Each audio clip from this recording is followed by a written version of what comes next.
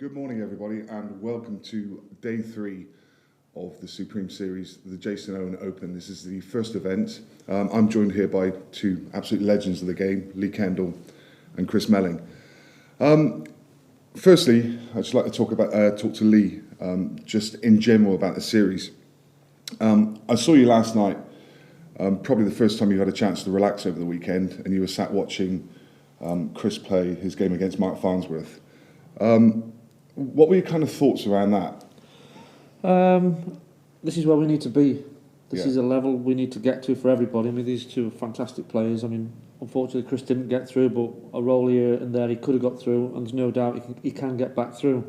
But to see those players to come in and support in the event, I mean, Chris plays China, America, all over the world. So to get him in and Mark Farnsworth, Jayson Shaw's, Appleton's back into UK 8-ball is massive for the sport and what we all love. I know Chris you grew up with, didn't you, as an 8-ball player, and I'm sure there's a lot of love for the game, so to pay a bit back means a lot where you don't need to. Yeah, I mean, for me personally, obviously, I started off playing English 8-ball, and then switched a little bit to snooker, a bit to 9-ball pool, now Chinese 8-ball. So I've basically played every cue sport there is to play, really. Luckily for me, I've been pretty successful at them all, and didn't quite make it at snooker as well as I thought I would. But other than that, I mean, I've had a great career so far and just glad to be part of this series again. Right, thanks. I mean, it is important as well that we try to generate the money to get you the interest level to come back. I mean, the money now in this series is more than there's ever been in any series. 5,000 the winner this weekend. The Supreme Masters 11,000 the winner, and the Grand Final 51,000, which you played all your career. We've never had that money, have we? No, I never had that kind of money in English 8-ball, and it's the largest pot that we've ever played for. So to get all players from both black ball rules, world rules together, it's never been done. For me personally, I think it's a way forward. I think everybody's enjoyed themselves so far, and I think it's going to be a great success. Well, thanks. Chris, can I ask, you've just been travelling all over the world recently. You've just come back from China, you've been in America playing the World Series. What were your expectations coming into this series? Because transitioning from one game to another all the time, and 8-ball hasn't been your kind of meat and drink game for a little while, has it? Not English 8. So have you exceeded your expectations? Because you've just been incredible this weekend.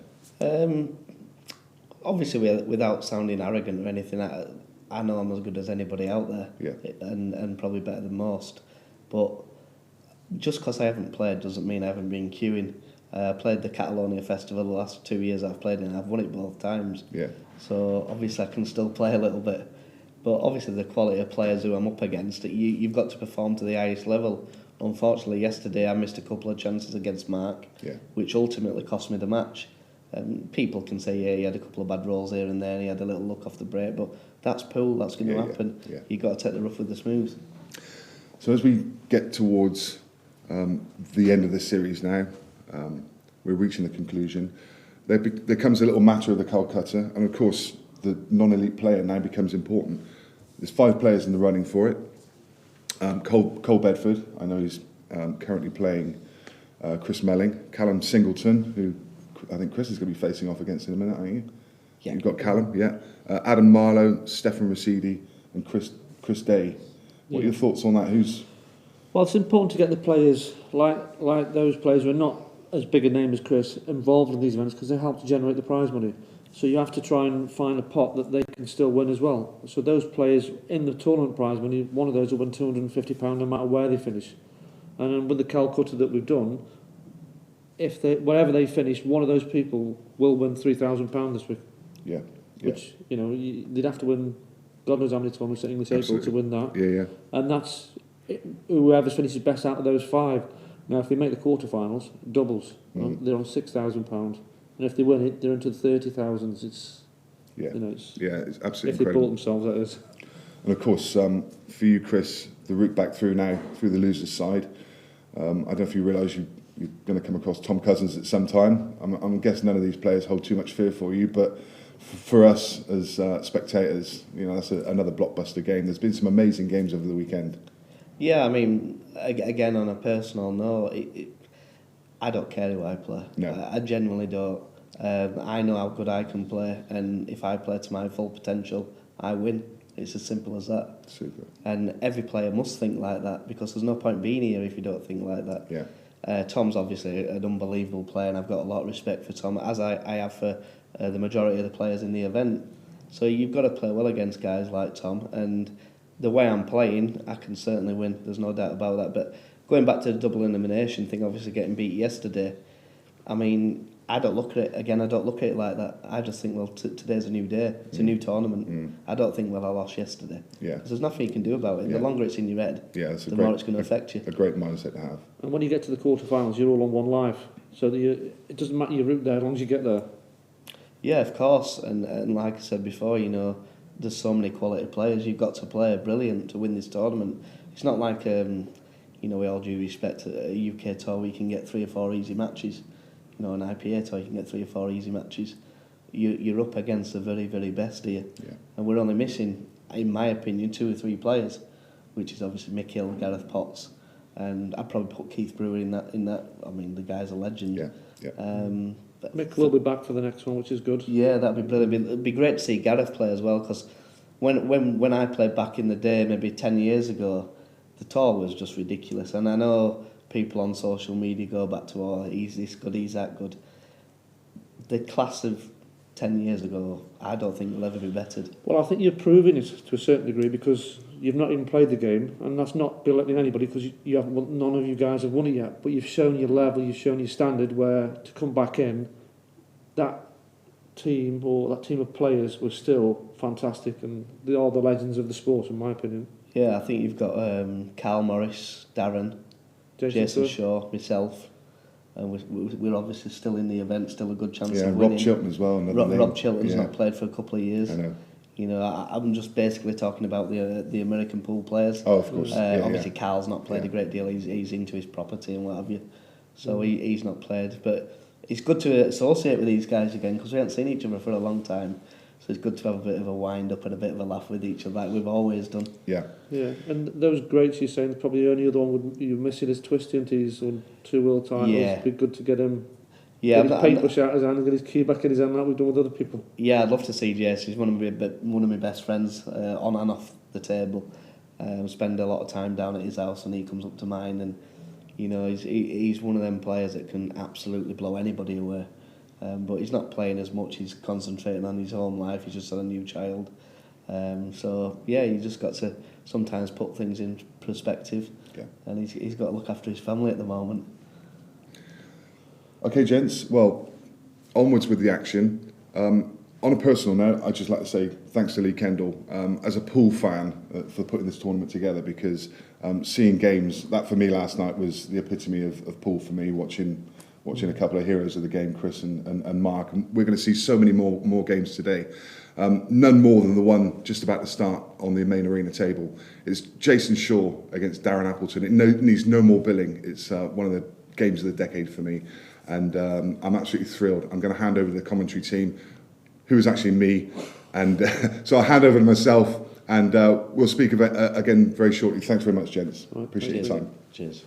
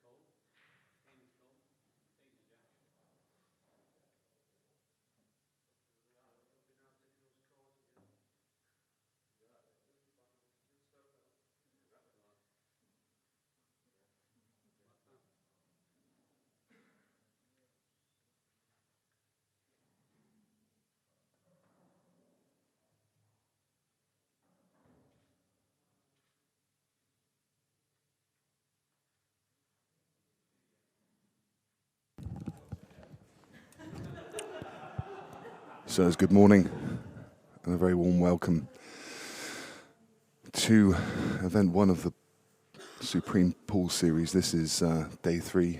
It's the final day. It's all going to happen on this day. It's going to culminate in the final tonight. But we start off with an unbelievable game, really. I mean, who'd have thought anybody could bring back these 2 legends of the game? At the table breaking off is Jayson Shaw. His opponent is Darren Appleton. My name's Nick Finn. I'm joined in the commentary box by Shane Thompson. Good morning, Shane. How are you? Nick. Good morning, Nick. Yeah, what an event this is. It's absolutely incredible, isn't It's unbelievable. I mean, I know you're a pool fan. Yeah, I mean, when you're not playing, you're always sat watching. And I always see you at money matches. I think you're a big fan of the game. Yeah, I enjoy watching pool, especially good pool. Yeah. That's what is it about this series that's brought everyone together? Is it just the money? Is it I think it's more to do with the respect for Lee as well at the same time. I mean, Lee's been around for 30 years. Yeah. Everyone's got a lot of respect for him. He's put something great on. I think everyone's just showing their support.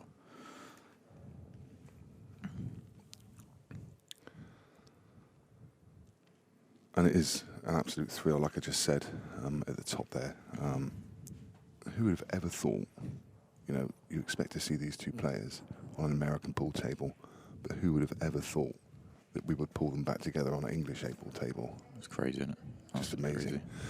And the other question, obviously, was, how would these 2 perform? And, well, we know how they perform, don't we? I mean, it's just incredible this weekend. It's been an eye-opener for a lot of people. Yeah, definitely has, yeah. I know Darren's been practicing quite a bit. So.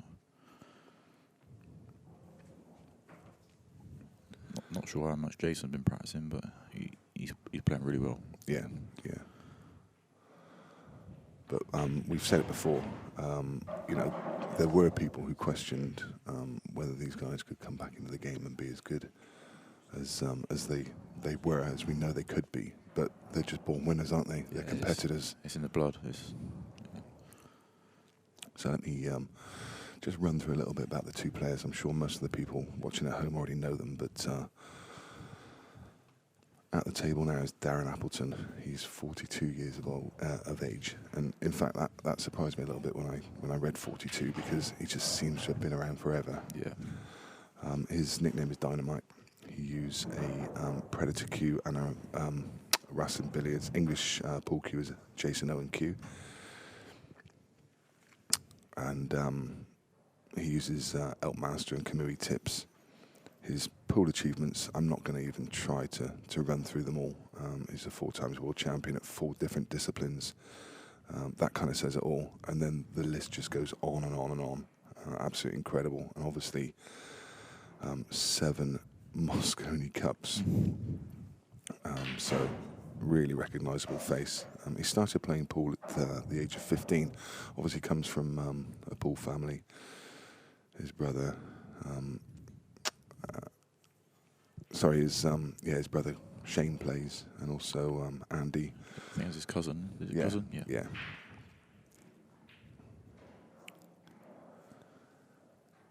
So we'll talk a bit more about him in a while. It's literally, his player profile is like an essay, and I would actually love to. I'd love to share his funny story with you, and I'll come back to it in a while, because it might not be for air, but we'll have a look at it. It involves Chris Melling, put it like that, and a toilet. So I think I actually heard this story in China the other week. I'm pretty sure Chris told us this one. Yeah, it may be one for after the watershed. Yeah. And anyway, his opponent currently at the table is Jayson Shaw. Eagle Eye, he's 29 years old. He also, he actually used the Tyrone Q's cue, same as a few of the players that are here over this weekend. Irish cue maker, I think, isn't it? Tyrone Q's? Yeah. And he uses an 8.5mm Kamui tip. And to his achievements, also world champion. He was 2010 World Black Ball champion. He's won 2 Derby City Classics. 10 ball champion, 5 turning stone championships. I mean, again, the list just goes on and on. I mean, he's literally gone over to America a couple of years ago and he's taken it by storm. I think he's a reigning US Open champion as well. Yeah. You know, for someone to go to America and take the game to them like he has is quite incredible. And he's just a natural around the table, making this look really, really easy. So we turn our attention to the game. And as he pots the black and takes a 1-0 lead.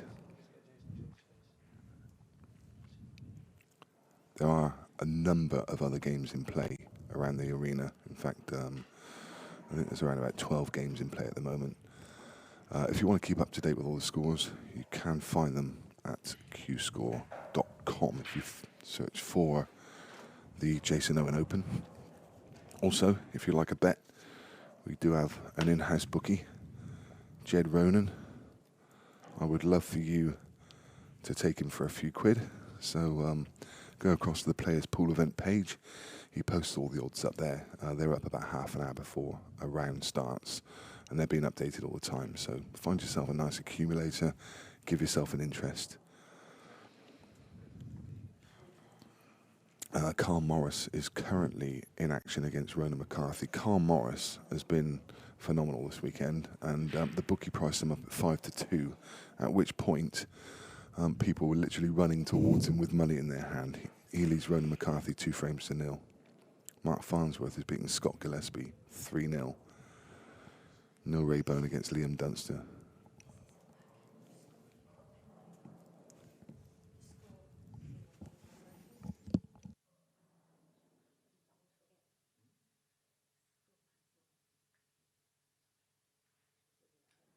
Sorry, the referee just asking us about the scoreboard. So there's just a quick delay while things get sorted out. And I'll keep running through those scores for you. Chris Day is currently 3-1 up against John Rowe. I think John Rowe, if I remember rightly, John Rowe before it started was 1-5. He currently trails Chris Day 3-1. Greg Batten's 2-1 up against Stefan Rosidi. Cole Bedford and Jordan Shepherd are tied at 2 apiece. Cole, I know you know Cole, don't you? He's a great opportunity for him to pick up something with a non-elite. Oh yeah, definitely. I think there's only how many is there? There's 5. There's 5 non-elite. Yeah. Yeah, he's got a great chance. Yeah, Callum Singleton, Chris Day, Stefan. Yeah, Stefan, Adam Marlowe are the other 4. But Cole's got the mountain to climb. That's Jordan Shepherd. Phil Harrison currently leading Adam Marlowe 2-1. The winner of the Jordan Shepherd Cole Bedford game will play the winner of Phil Harrison Adam Marlowe. Craig Waddingham is 1 apiece against Rob Chilton. Adam Davis is beating Jack Whelan 2-1. Chris Melling is 1-0 down against Callum Singleton. And Tom Cousins and Sean Story are tied together at 2 apiece. So you're up to date with the scores around the arena. Let's focus now on the game.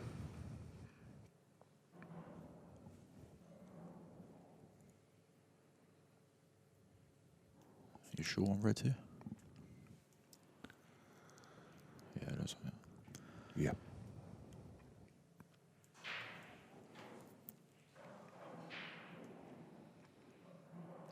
So, I mean, no real problems with his clearance. Everything in the open is the thing that struck me about Jayson is his cue ball control. Now you expect it to be good, but consistently using the bigger ball. He plays Chinese, and he also plays with the bigger ball over in the States. You'd expect the transition back to this 2-inch to be a lot more difficult, but as I say that, he runs out of position. Bit of commentator's curse. He's got a big shot here to play now. Does the no, he's going for the long one. I was going to say, does the red squeeze off the yellow? Incredible. Another great shot. He just literally does not miss. Just recovers so well, doesn't he?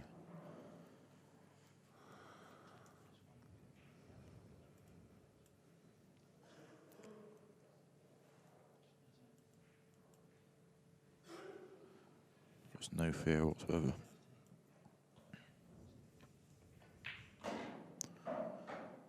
Yeah, perfect. Pot of red, white around the back, blue, black in the same bag.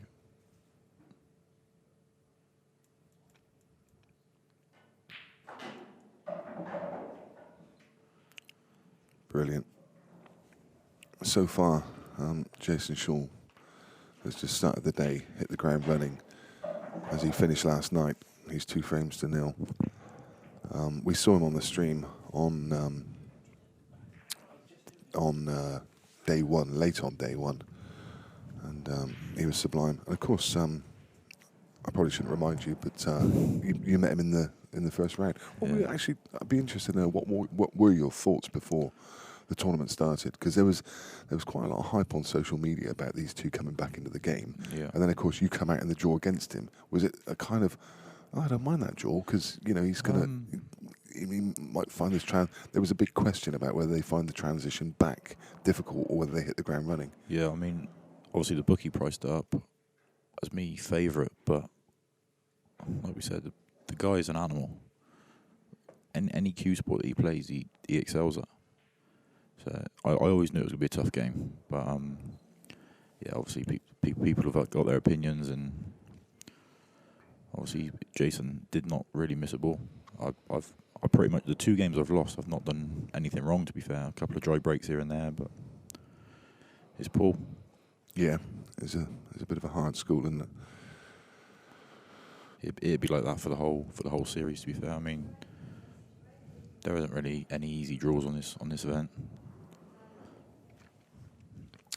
So Jason's had a look at the rack, as a lot of the players who've played in America do. They call it reading the rack. He hits the ball so hard. He does, yeah.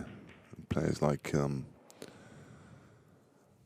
Johnny Archer do that a lot, don't they? They look at where the gaps are in the rack just to find out how it's best going to break. But with this shark rack, they won't find any gaps, that's for sure. It'd be surprising to find out whether there's any sort of person that can spot a perfect break for this rack. Obviously, at 9-ball with the magic rack, you can pretty much guarantee a ball. Yeah. I'm just wondering whether there's anything we can do with this one. Because it's so new, it's still quite conceptual in it, and people haven't had a chance to practice on it properly. I mean, Gareth Potts did call it a game changer, and I think he's right. If somebody can find that kind of perfect break where they're guaranteeing a ball every time, because now they're all touching, maybe you don't need to smash them to pieces. Maybe there is a place that you can break from, as they do quite often in China. Well, Gareth's a perfect example. Yeah. He's perfected the perfect Chinese 8-ball break with the magic rack. Yeah. He pretty much guarantees a ball every time. And they don't seem to smash them, do they? It's a much more controlled break. Yeah. Obviously, it does help with the cloth that we play on as well. Yeah. See, Darren just slightly run out of position there, so he's going to have a very tricky recovery shot here. A wry smile on his face, and those tiny rolls just make the difference.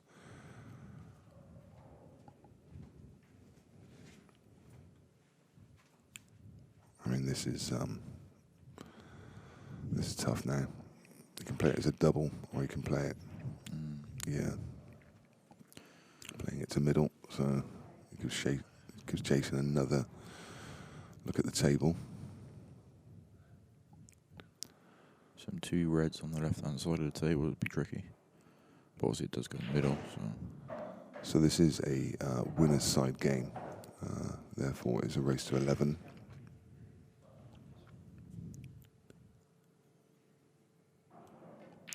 Farns have just gone 4-0 up. Against Scott Gillespie. I mean, the thing is, I did worry about Mark Farnsworth, only for the simple fact that he seems to have kind of started slowly and gradually, and maybe even just not quite as fluent as you expect him to be. But as the tournament's gone on, he's getting better and stronger, and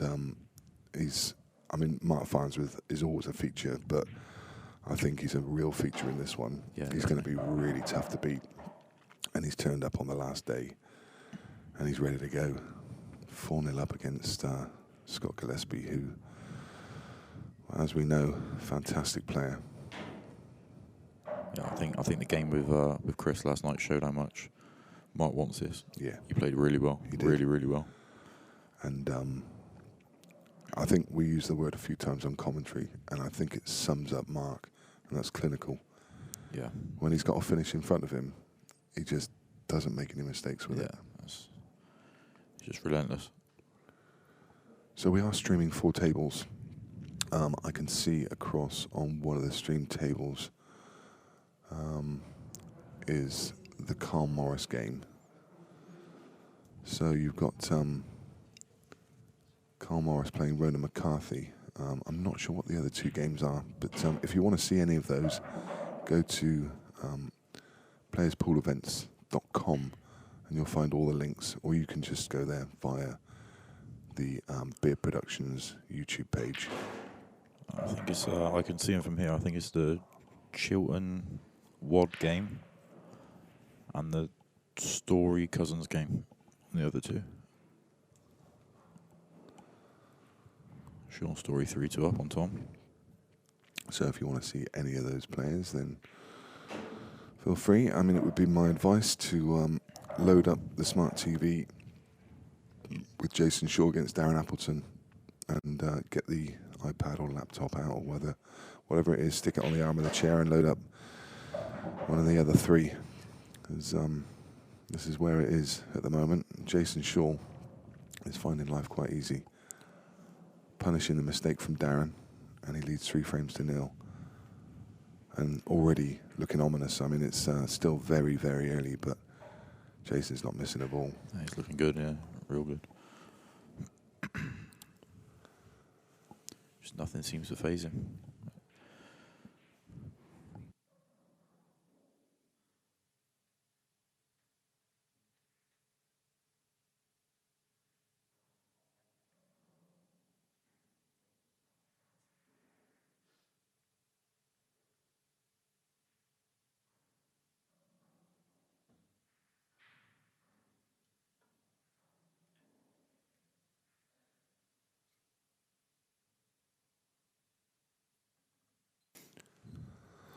So now Darren's turn, you see him reading the rack.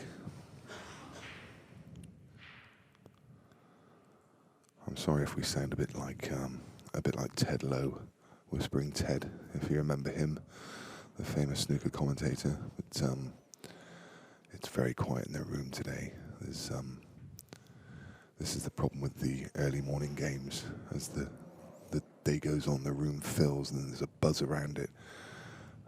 But at the moment, it's just us in here and a few onlookers, and the voices carry to the players. I think these two will be fairly used to that kind of thing, but we'll just, amazing break. Timed that beautifully well.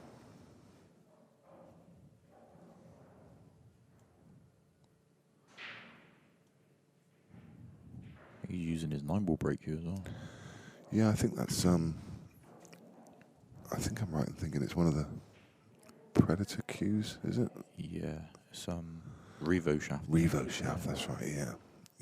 I don't even think they're on sale yet. I think it's just obviously the players that get sponsored. Yeah. Get them early, I suppose. I know Chris used one out in China, just when he got to the final of the World Championships. Be interested to see how Darren does break through here.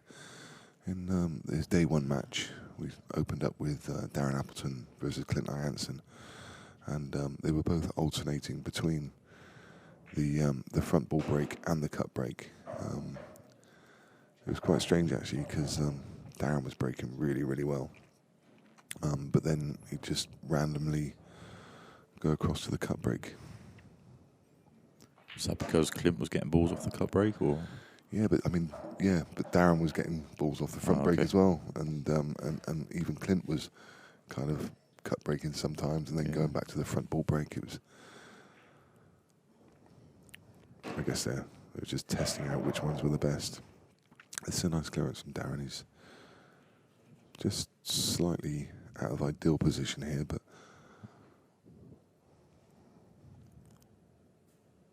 Yeah, he's looking at screwing off the side rail through the gap of the reds. Black into the middle.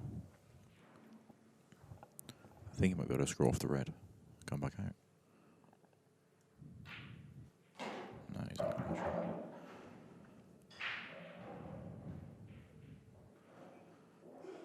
Tricky black to get him on the board.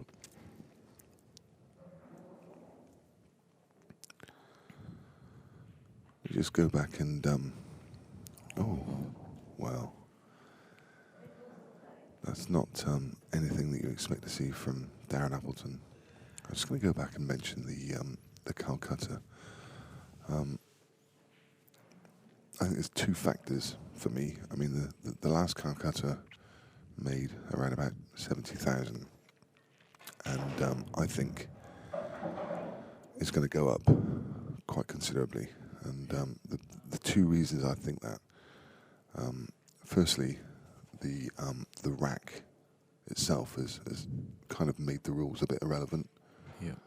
It's kind of taken out world rules because all the games are just so open. It doesn't really matter what rule set you're playing at this level.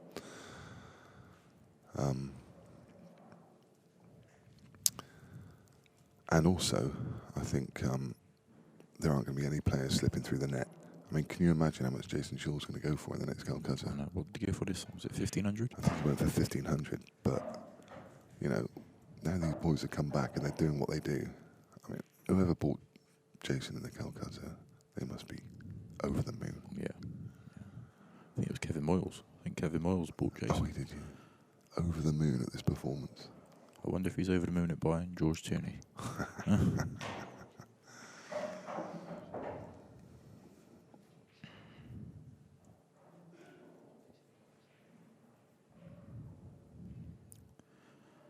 I can't see anything but 4-0 here, to be fair.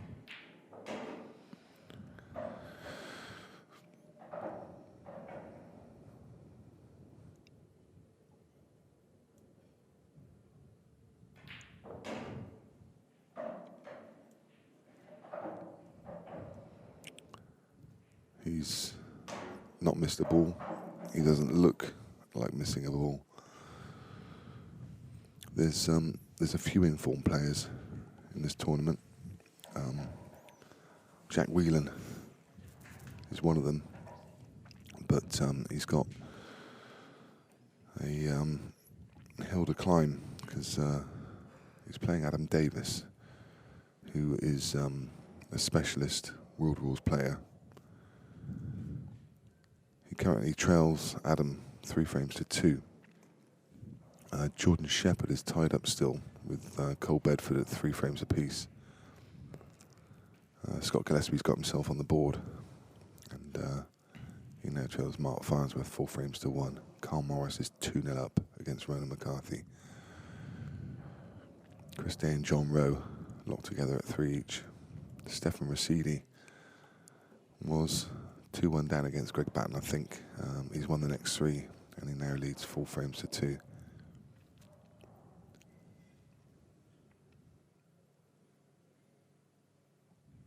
Sean Story's gone 4 top on Tom as well. Yeah, don't forget this game. The Carl Morris, Scott Gillespie, Mark Farnsworth, Liam Dunstan, Neil Raybone, and this game are all from the winners section.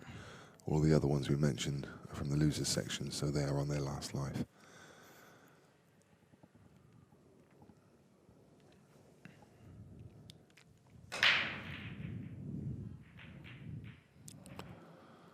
So Tom Cousins is, well, at 4-2 down, that's a race to 8, remember. Sean just needs 4 more. Well, as you just said that, Tom's pinched one back, 4-3. Yeah, 4-3. So a lot of people's favourite before the tournament went for the biggest price in the Calcutta. He's very much at risk. Yeah, that was mad. Was it 5,400? 5,250, yeah. Yeah. Does anyone know who actually bought him? No, I don't. Well, I said someone did tell me, but I can't remember who it is. Well, I heard a name, but I wasn't too sure, so I don't really want to say the name if it was wrong. Yeah. Yeah, I think possibly maybe even some people want to stay anonymous. So Yeah, that's right. Yeah.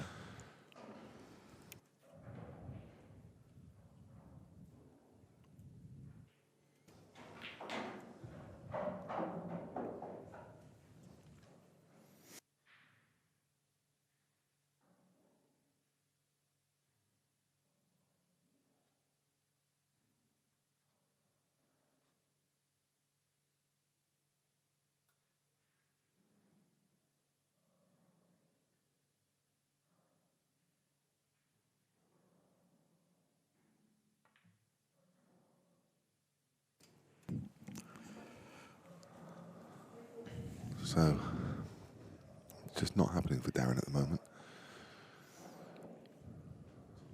He's got the bag though, so Yeah, he got second prize. Little shake of his head.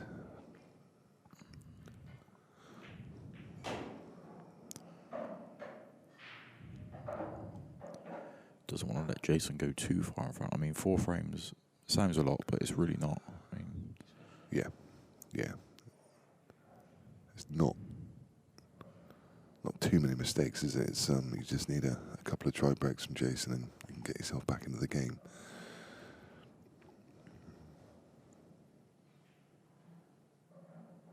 George Shepherd's won the next frame against Cole Bedford, and he leads 4-3. Stefan Rasidi's gone 5-2 up now. One great battle.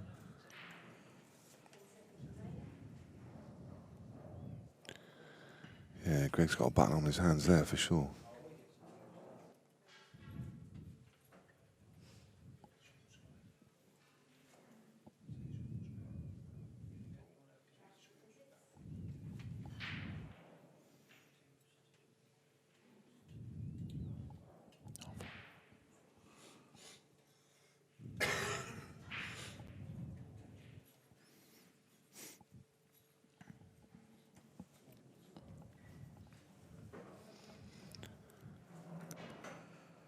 Rob Chilton now 4-1 up against Craig Waddingham.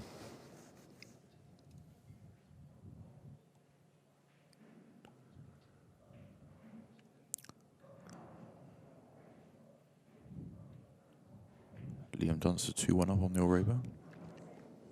That's going to be a close game, I think. That'll be a real close game. When McCarthy's got himself on the board against Carl Morris, and that's now 2-1.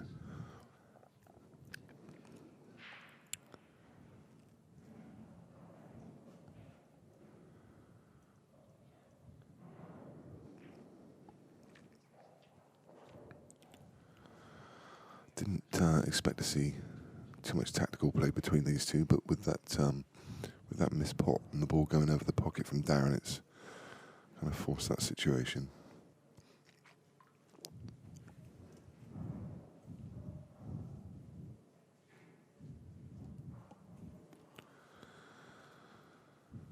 I know Jayson really doesn't know the rules too well. He's only played a few frames with them.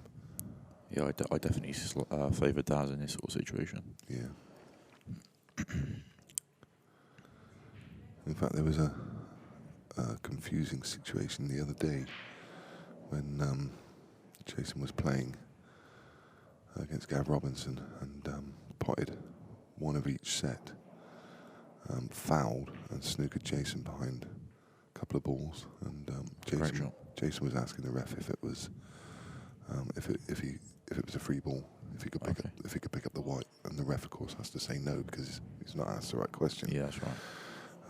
And then the confusion ensued between the two players. So yeah, I think the referees are only allowed to answer a question which is a yes or no answer. yeah. I'm not sure if yeah.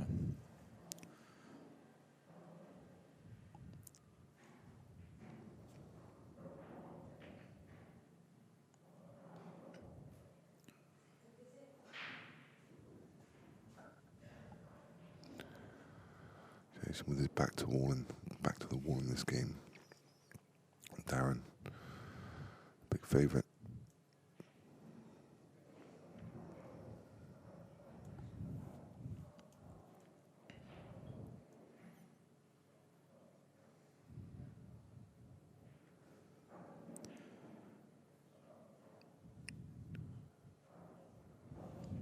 Jayson needs to try and get a black over that top left-hand corner pocket.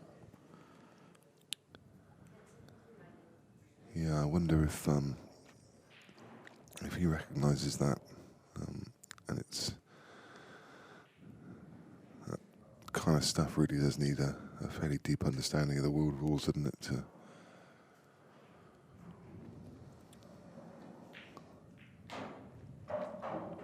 I literally only played a couple of days of the rules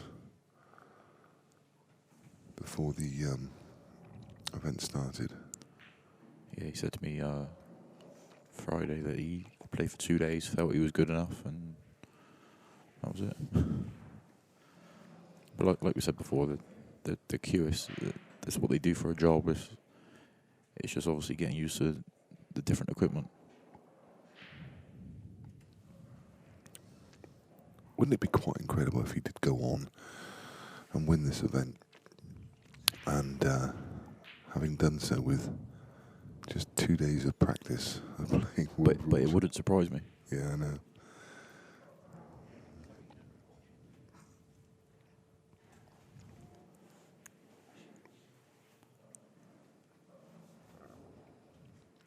So talking about you, Shane, I mean, obviously, started playing a lot more money matches, and with some great success over the last couple of years. You've got another tough opponent coming up in Simon Fitzsimmons. Yeah, they don't get any easier. No, but I mean, you seem to have stepped up your level. You've stepped up into a new kind of level of player now, haven't you? These players don't seem to be holding any fear for you. Recently beat Craig Waddingham. Yeah. Taking on Simon Fitzsimmons, who was obviously the losing world finalist in 2017 against Craig Marsh. You know, there's tough players you're taking on now. Yeah, I mean, like I said, Must have some great confidence in your game. yeah, I feel when I'm playing the long races, it gives me time to get into the game as well. Like with the obviously 11's still quite long, but it's still quite short for what I'm used to. Since I've been playing the money games, I'm not doing too well in the comps. I'm winning comps, but just not as consistent as I would like. Obviously, you can't win everything, but yeah, I do enjoy the money games. I enjoy the buzz, and yeah, at the moment it's paying off. That buzz you get, that I mean, you obviously channel that nervous energy, and it doesn't seem to affect you.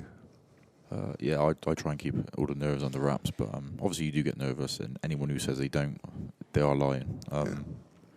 Yeah, I really do enjoy it. I mean, especially when you get a few of your mates up there with you, supporting you. It's turns out to be a real good night. And it keeps the bank manager happy. It does. Got a few lads that have been backing me from the start as well, so they've got a few quid up. Yeah.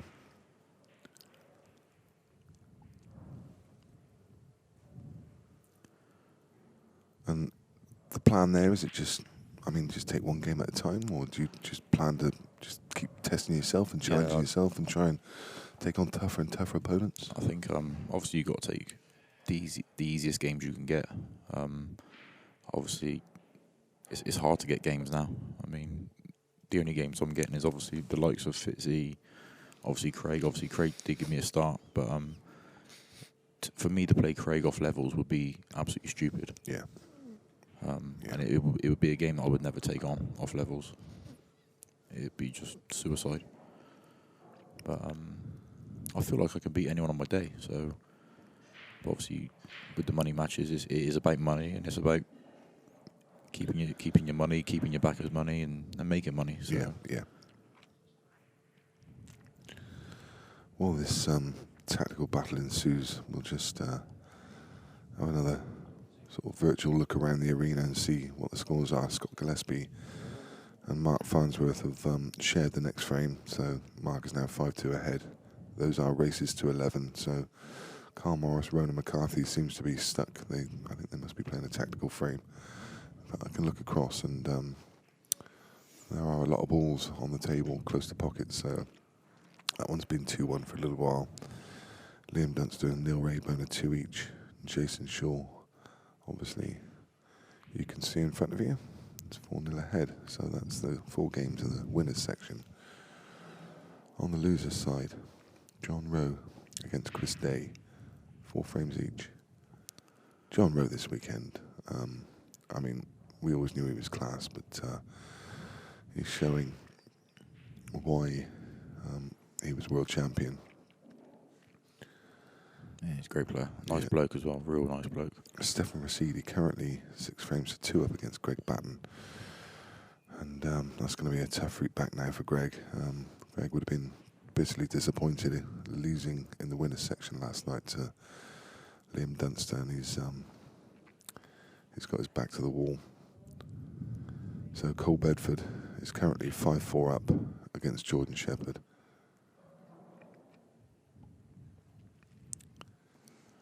Phil Harrison cruising. Yeah, Phil 5-2 up against Adam Marlowe. Rob Chilton 5-2 against Craig Wardingham. Adam Davis has beaten Jack Whelan 4 frames to 3. Chris Melling 3-1 up against Callum Singleton, having lost the first frame. And Tom Cousins is now leading Sean Story 5 frames to 4. He's 4-2 down as well, isn't he? He was, yeah. He's won 3 in a row.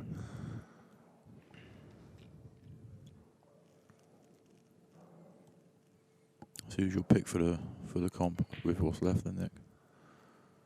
Because I'm struggling. Yeah, I mean, I was talking about Phil Harrison yesterday, and it's always difficult to look past Phil because he's just, his cue ball control is just the professional and a world rule specialist, but he just didn't turn up last night. He wasn't at the races against Ronan McCarthy, and if he turns in more performances like that, then I fear for him. But today's a new day, so he's still a feature instead of danger. Tom Cousins is clearly still a massive danger. Hard to look far past Jayson Shaw. Yeah, I've got a funny feeling one of the 9-ball boys are going to win because they're all playing so well. Yeah. Oh, don't do that, don't pick up. Oh, no. Well, the referee being lenient. Yeah. You shouldn't be. Yeah, I think some referees might have called that. But Yeah, shouldn't be taking the ball out of the pocket. That by the rules. Can you take it out of the bottom of the pocket and just not catch it off the table, or can you just not take it out of the pocket at all? I think it's a bit of a grey area. Yeah. I know you can. If he'd have caught it off the bed of the table as he was going to, yeah, then that would have been loss of frame. Yeah, for certain. I'm not quite sure whether. I don't see the need of touching the balls. No. There's no need to be touching the balls. Even after the frame when the white's still moving, you don't need to touch them, especially when there's a referee. You just let them do their job. Yeah. I've seen it in money games where someone's potted the black, the white's still just about to stop, and they've collecting the balls, and referees have called the foul. I think the ref's probably done the right thing as well, because Jayson wouldn't have wanted to win the frame like that either. No, I know, yeah. But she has to implement the rules.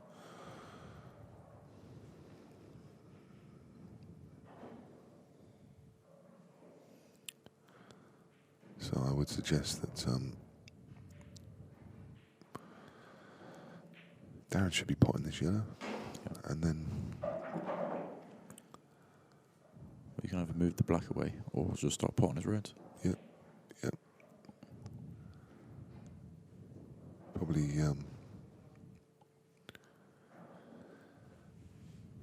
if he wants to stop Jayson getting those I think I'd rather pot the reds. yeah. And not pot. Yeah, okay. Just thought for a second, Yeah, just tracking maybe. towards that top corner. That'd be a horrible way to lose a frame. In fact, I did exactly that just a couple of weeks ago. I thought the black was so difficult, there was no way I could pot it, so...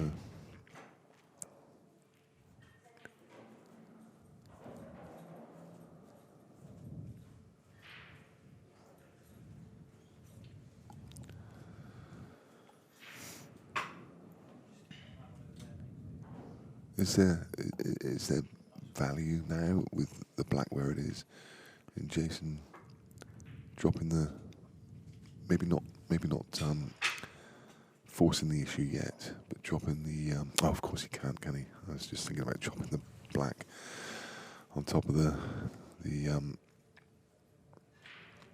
two reds to pot the yellow, as long as he doesn't leave a foul snooker, and if he can get it trapped in behind those two. Yeah, if he can get the black tight to the reds and the white onto the side rail to stop Darren coming off the top rail or the side rail to get the black out, then. Do you know, with that little nudge there, I think Jayson's almost forced to take that on, and the reason I say it is now that red doesn't come out, because any kind of contact with it and the yellow's going to drop. So I think he has to somehow try and manoeuvre that black down. I mean, Darren will be over the moon about where that black is now.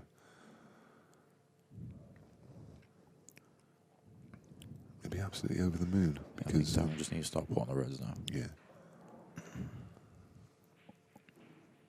I mean, obviously Darren would like the black in open play, but the reason I'm saying he'll be over the moon is because Jayson from here can't double that or get that black down on top of those reds. I think that's his only chance now, is to somehow manoeuvre the black down, and he needs to sit it right on top of those two reds, pot the yellow. Okay, that's still okay. I mean, Jayson can't do anything while that black's up here. I think he had his chance a second ago in the. I mean, Darren's literally just gonna. He just has to stop potting his reds. Just start potting balls, and then he's gonna start potting the reds, and then he's gonna leave Jayson this headache of the. I mean, that's ultimately how this game's gonna pan out. Darren pot these three reds, and leave Jayson to get those two away from the yellow. And I think personally, the red closest to the bottom cushion, I just don't think don't think it comes out in any way, any contact with that yellow, and it's going to drop. I think you should drop the red. It's over the bag. Yes. Yeah.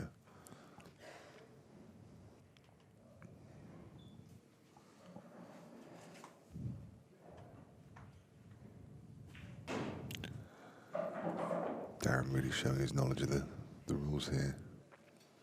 Jayson, well, he's just a bit kind of lost at sea, isn't he? Thing is, even if he covers his bag, I know. Darren's just going to drop him in. And that's what he's been trying to do. He's been trying to get a ball up over this bag, but it's just futile. Okay.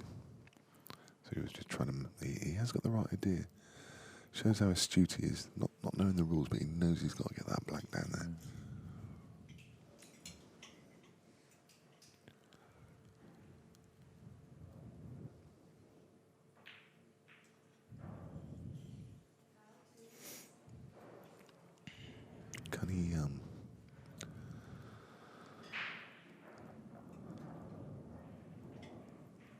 Can he treble the black? Wow.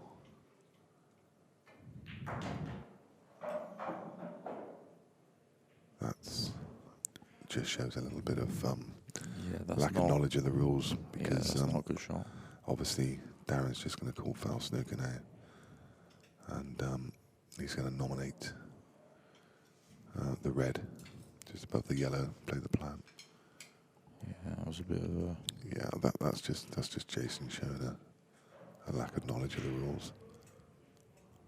Okay, he's put the black awkward, but some of Darren's ability, he's going to have two shots to pot that black, and there's going to be no problem whatsoever. Jayson really needed to get that black down on top of those two reds. I mean, you see where those reds are now. If Darren had the black sat, on top of those two, he'd have a real headache, wouldn't he? Yeah, he would have, yeah. I mean, if Jayson got the black tight to that red, then it would have been a good shot. Yeah. It was always be tough. Yeah. Even to win the frame was going to be tough. Yeah. That's Darren on the board anyway. Yeah. And we mentioned, I think even before or halfway through that frame, the Carl Morris, Ronan McCarthy scoreline, it still remains at 2 frames to 1. This is probably a half an hour frame there in the middle of at the moment. Look at some scores here. Cole Bedford is now 6-4 up on Jordan Shepherd.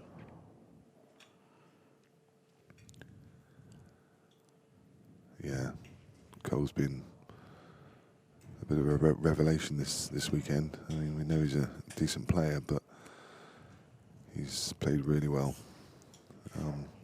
Did he? Yeah, He beat yesterday, Adam Davis, Adam, wasn't it? From 10-8 down, and he's had 3 off the break. So he's obviously playing really well. Rob Chilton there, 6-2 against Craig Wardingham. Tom Cousins 6-4 up on Shaw. Chris Mellon 5-1 up on Callum. Greg Batten fighting back. He's won a frame. He's now trailing 6-3. Greg is the battler. He'll never give up. John Rowe's gone in front 5-4. Neil Raybone's gone in front 3-2 on Liam. Farnes was running over this one though, only 6-2.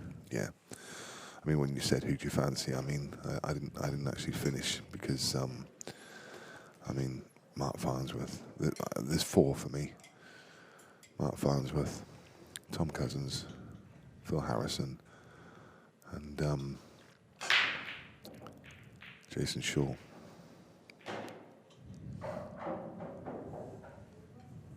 But the other one who's been a real eye-opener, who's just reeling back the years, is Carl Morris. Beat Callum Singleton 11-0 the other day. That was a real shock for a lot of people. Not that he beat him, but the fact that he beat him 11-0. Yeah.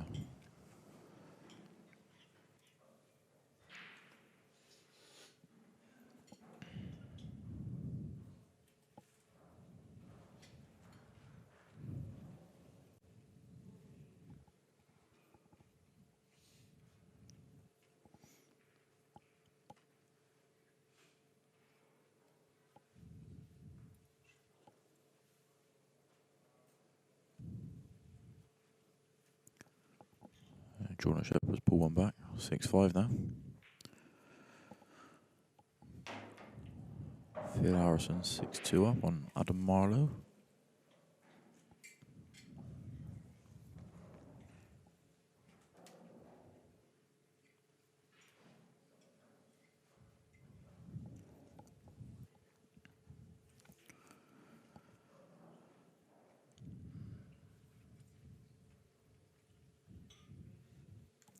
Greg Barnes 6-4 now.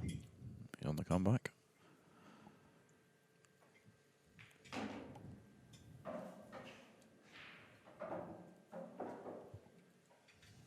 Daz played a good shot there. For me, I think, you know, Darren's a wise old player with a wise head on his shoulders. But for me, at 4-1 down, he's just shown in that last frame where Jason's weakness is. If he goes toe-to-toe with Jayson in a potting battle, then I fear for him. But if he tries to take the games a bit more tactical, I know it's not his natural instinct, and he's going to want to attack every frame. But if there's one there where the finish isn't on, just try and take a few more frames tactical. Yeah.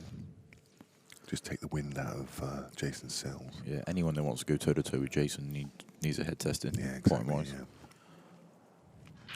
So Darren might, take that on board from the last frame and think, well, actually, my advantage in this game is to play it really tactically. And I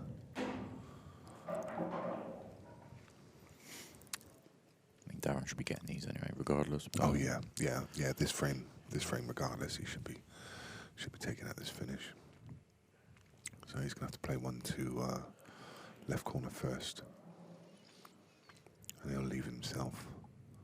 Well, probably ideally want to leave himself just around about straight so he can screw on and off the cushion. He's going to play this with reverse side. So see him cue down. The right hand side of the ball, there you go, what a great camera shot that is. what that does, screws it back off the rail and it opens up the angle. You see the ball ping off up the table.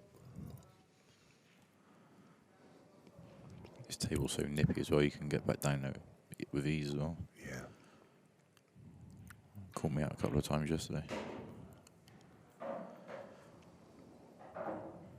Really reactive, the cloth. Oh, it's totally different to ones in the arena, like in the main room. I'm guessing it's obviously just the TV lights and stuff like that. Yeah. Oh, No, gas. Darren. I mean, the thing is, I don't understand the shot he played before. I thought he would have just screwed it back a little bit. try to get a bit closer. Yeah. Yeah. It's like he quit on it, Yeah. but without quitting. The thing is, during the last frame, he'd done all the hard work Yeah. to pull himself back into the game, to put himself on the board, and then he just gifts another one back. I mean, he sat in the corner with his arms behind his head, and Doesn't look tough, is he? he's got a frown on his face. He's just can't understand what's going on at the moment. And Jayson is just relentless in these situations. His mind works so quick as well. Like, he knows the shots before the white's even finished. It's, Yeah, he didn't get any reaction there at all. All that power and pace, but just didn't seem to time it. But he's absolutely fine. You can just run this on and off the top rail. Just needs to, needs to brush past it, really. But he's okay. He can just come twice across the table. I mean, the black's bottled off from anywhere, but there you go. Twice across the table, and he's finished perfectly. So this simple black for a 5-1 lead, and Darren needs to up his game. There's a couple of balls he's missed.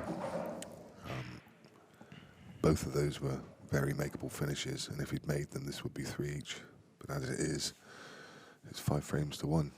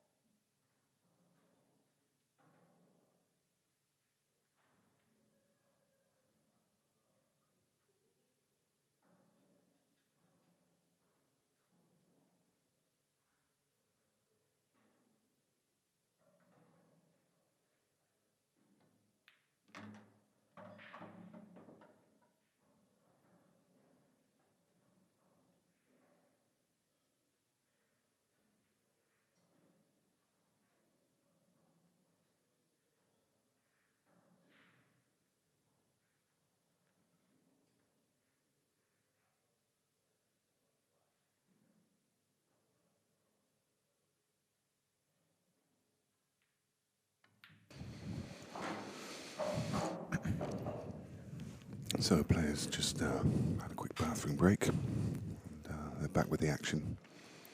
Jayson broke this one off. And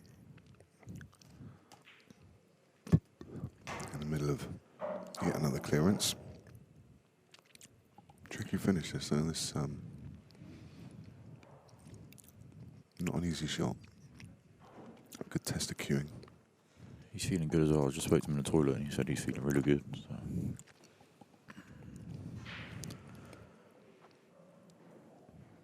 Chris Melling, 5-3. Jack Whelan against Adam Davis. Jack's managed to level it off at 5 each. Cole Bedford, 7-5 up. I know he's on the hill against Jordan Shepherd. Jordan refining his love for the game, and he's deep in the tournament, but he's at risk. I'm guessing Tom's won because he's come off the... Yeah, Tom Cousins has won. He won 8 frames to 4. Just got that stream over to the right-hand side. Jayson missed the red down the rail. He did, yeah. He must have missed by a way if that red's landed there. Greg Batten, what a battler he is. He's 6-3 down. He's pulled it back now. 6 frames to 5. Charles by just 1. Yeah, he's got some fight in him, is Greg. Ronan McCarthy's won the next 2 frames against Carl Morris. He managed to play out that battle, whatever was happening over there. And he's now 3-2 up.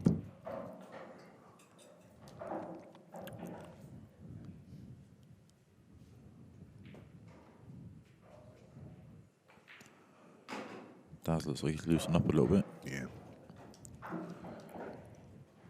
Maybe that little break.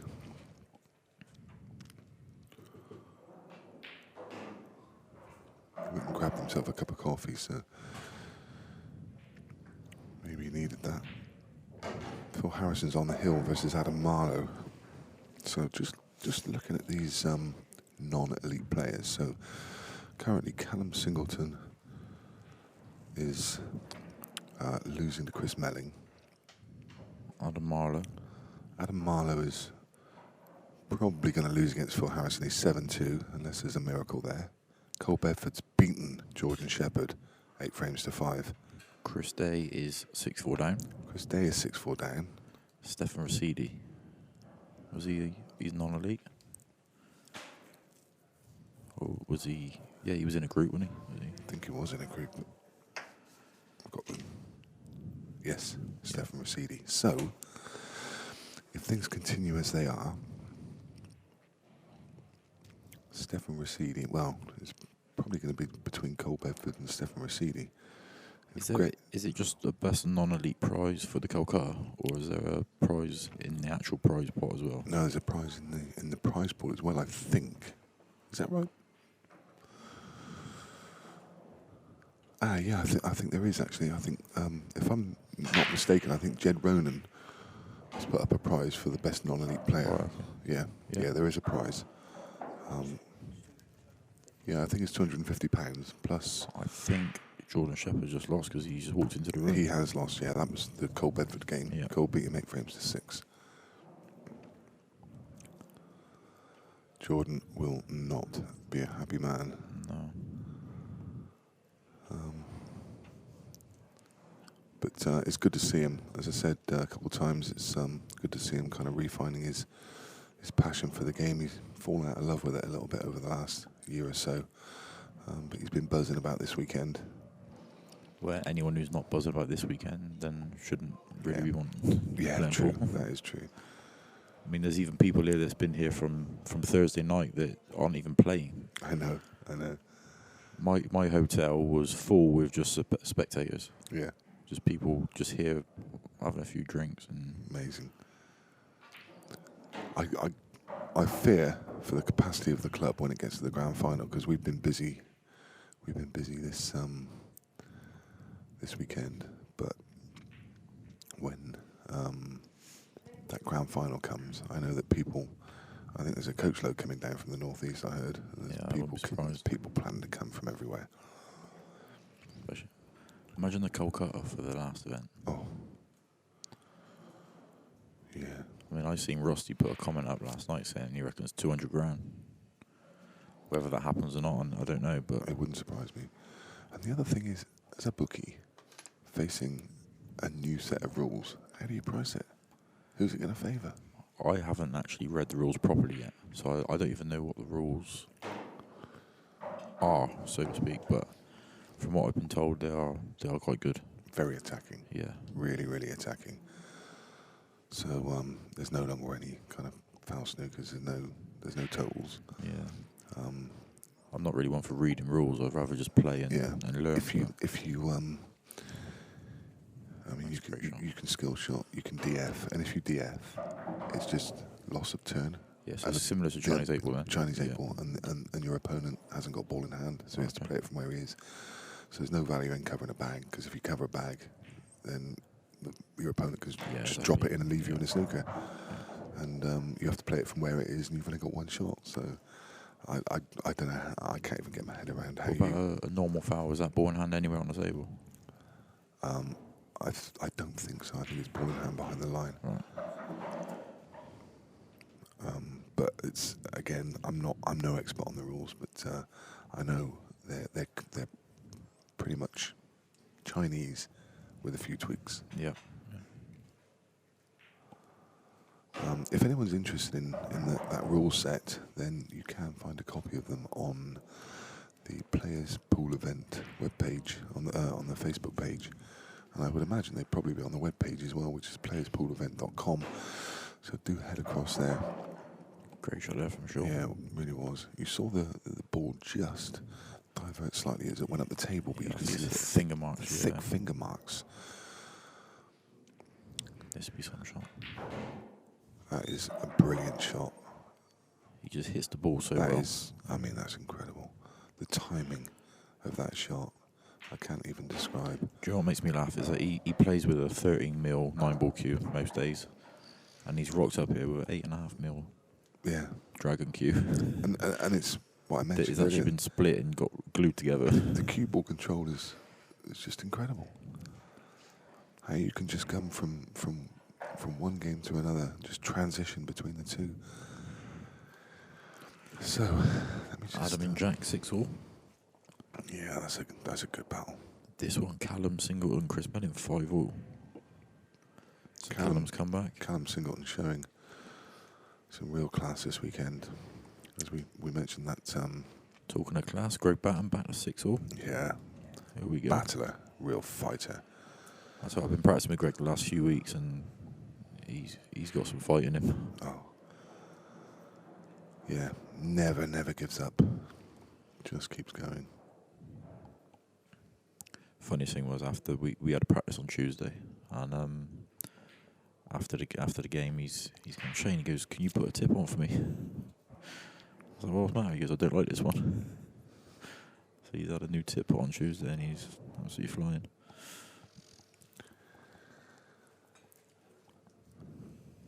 So we know that Tom Cousins is through, Cole Bedford is through, and looking at the moment favourite to take the non-elite prize. So whoever bought Cole Bedford in the Calcutta is very excited at the moment. Well, someone was trying to sell Cole Bedford yesterday when he beat Adam. I think they tried selling him. Oh wow! I'm not sure if he did sell him, but I think it was Craig Blackford from West Mids.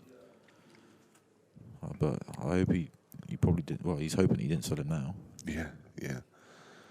So, as I say, Adam Marlowe's pulled another frame back, but he still trails 7-3. Callum Singleton at 5-all with Chris Manning. He still features very heavily. Stefan Rossidi at 6-all. So does he.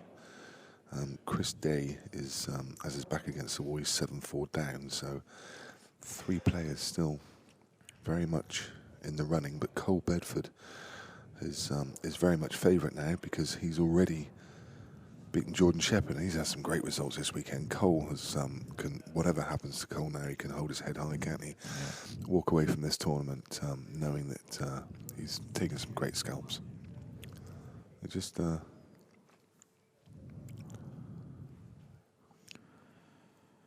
think think something's gone on here with the rack. Yeah, I'm not sure what happened there.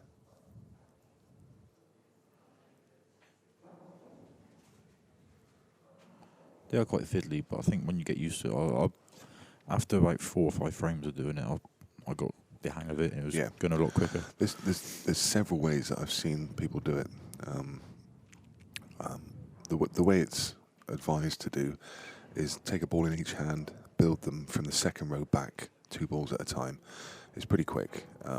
Other players I've seen rack them in the triangle. Yeah, I'm not a fan of that. Slide the triangle on top of the Shark Supreme rack, and let the balls find their locators. And I've seen other players make the rack in the triangle, take the triangle off, and then take it forward to the Shark rack in rows. So build the front 3 balls and then put the next 3 rows on behind. Yeah, I'm not a fan of the racking up in the triangle and then rolling it on. It's easy. It's just as easy. It is, and it really doesn't take long. It's been no fuss and no bother. And the thing is, the feedback from all the players has been great. And the reason for that is because very nice. Exactly what you see right now. And Gareth Potts made mention of it the other day. Balls do not land on rails. Yeah. It's bizarre, absolutely bizarre. You might see 1 or 2 occasionally, but generally all the balls are in open play.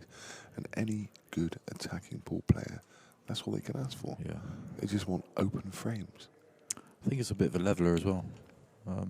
It's levelled the rules as well, isn't it? I think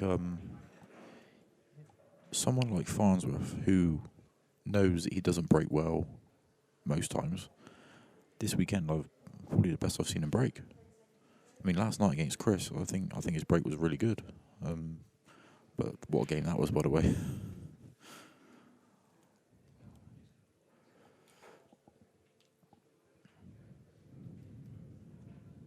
Yeah, if you haven't had a chance to watch that game already, then treat yourself.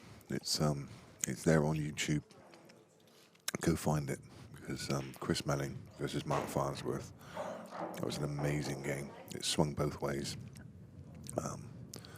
Chris Melling, some of the shots, some of the clearances he pulled out. The vision he has is unbelievable. Oh my goodness.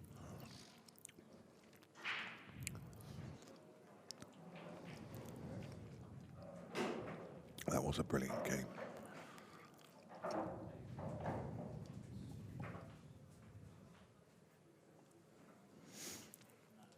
So talking about Chris Melling, he's 6-5 behind against Callum Singleton. Yeah, Callum's going deep.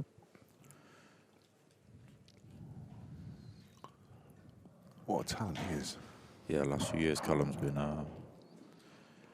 he's been producing the goods. Adam Davis against Jack Whelan, they're tied at 6 each. Phil Harrison still on the hill. Stefan Rossidi's nicked 1 to go in front of Greg, 7-6. Rob Chilton has beaten Craig Waddingham. So we say goodbye What was the score to there? Craig, 8 frames to 2. Really?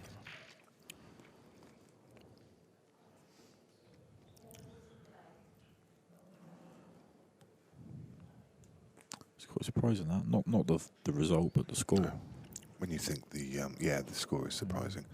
When you think who Rob Chilton's beaten this weekend, dear me, Tom Cousins. It's been a rough draw. Ben Davis. The real number 1. Yep. Yep.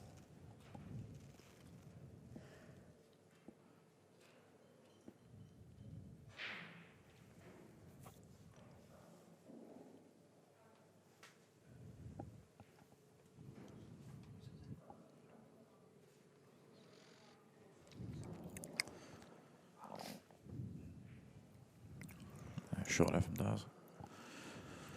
Turning the screw. Try and get himself back into this match. John Rowe is through against Chris Day. Stefan Rossidi has beaten Greg Batten. Where did that suddenly come from? That was 6 each, not a couple of minutes ago. It literally just went 7. It just literally went 7-6 about 2 minutes ago as well. He must have. I don't know. Must have been a break dish in there. That was quick. So Greg Batten has gone. And Stefan Rosidi goes through. Chris Melling pulls one back and levels it at 6 frames each.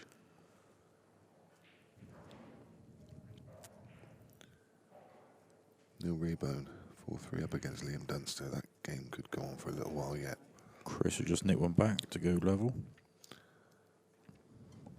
Ronan McCarthy, Carl Morris locked up at 3 each.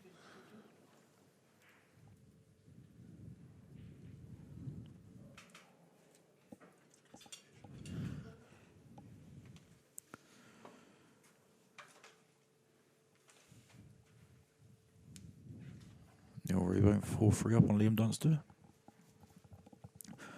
Farns with 6-2 up.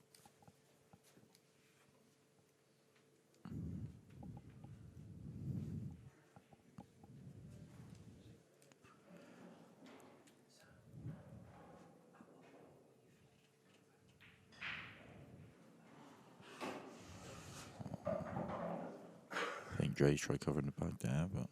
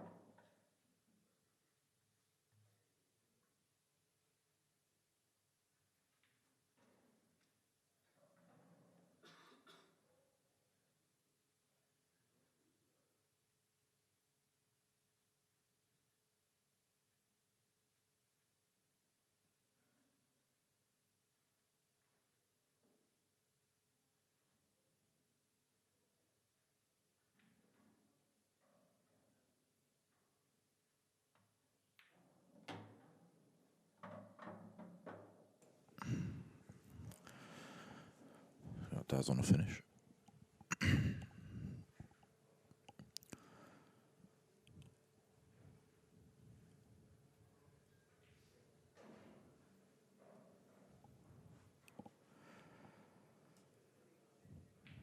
Phil Harrison has gone 7-5 up on Adam Marlowe.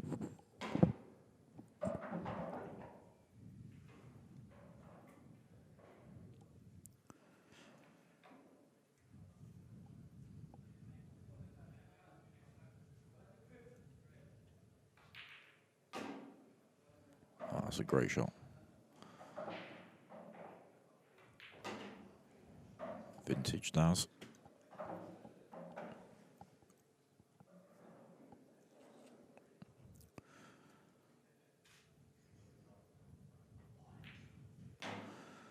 There we go. 6-3.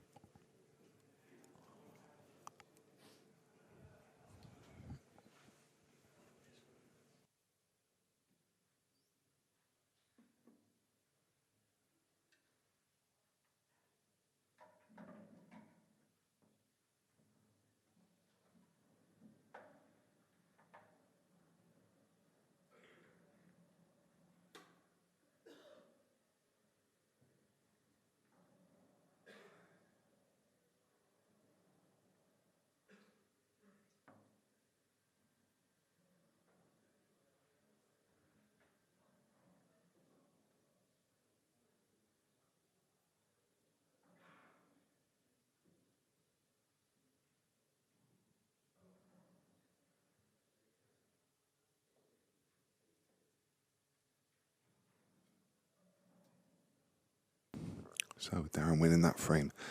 He's still very much in this match. If he can find himself a break dish, get back to within 2 frames, he will be over the moon with that scoreline, with the way he's played. Those early frames, he just didn't seem to settle, but he's still very, very much in this game. Yeah, he won't be giving up here. You see the determination in his face. Oh, he's got kicked in. That's unlucky. He's very unlucky. Again, that wry look.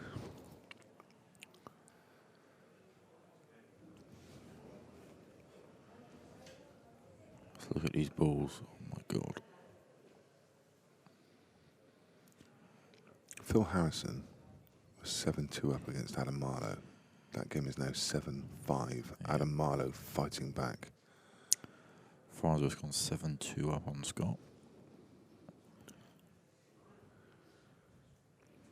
It's not fair that there's people out there with that kind of talent. It really isn't. It shouldn't be allowed.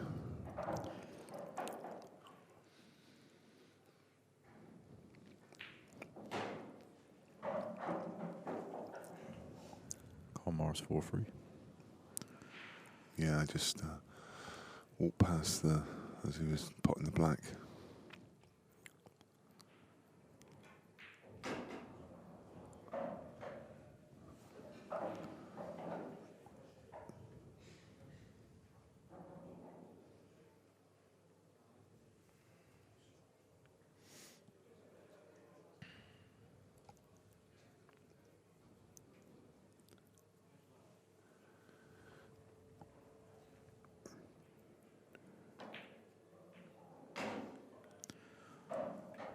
He's pulling out a cracker there.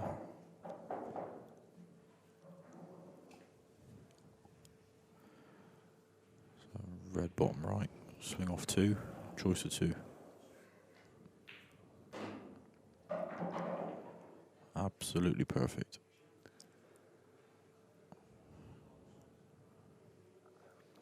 It's quite interesting. I was just looking down through Jayson's profile, and he said, "Who is the best player that you've ever played against?" And his answer was Darren Appleton.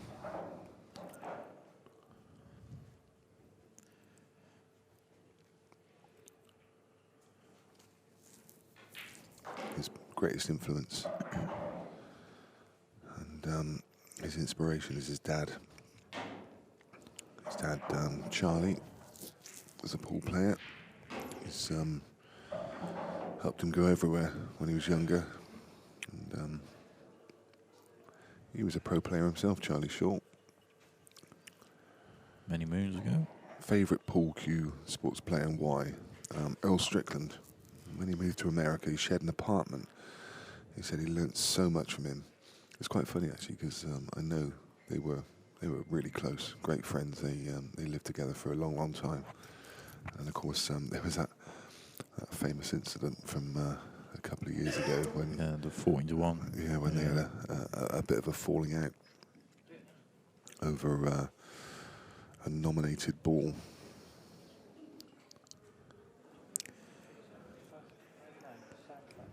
Callum Singleton's just gone 7-6 up on Chris. Adam Marlowe's pulled another one back, 7-6. Adam Davis has gone in front, 7-6. 3 players on the hill. It's all going on.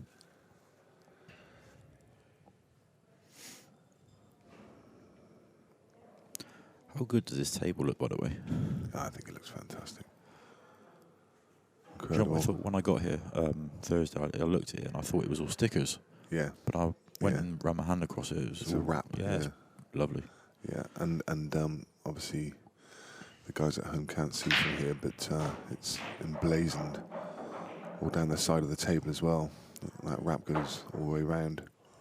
It's got the pool series logos with the 2 worlds collide. I think that's a great strap line, when 2 worlds collide. I don't know who came up with that. It's but perfect. It was Lee Kendall himself, but it sums up this series to perfection. Because it's not just the 2 worlds. I mean, it's more than that. The 2 worlds is black ball and world rules. But then it can also mean English 9 ball. Exactly. Yeah. Obviously, we got a lot It's of got snooker. so many different meanings. It's almost new school against old school. Correct, yeah. As well, because you've got this old guard who have come back into the game that are succeeding.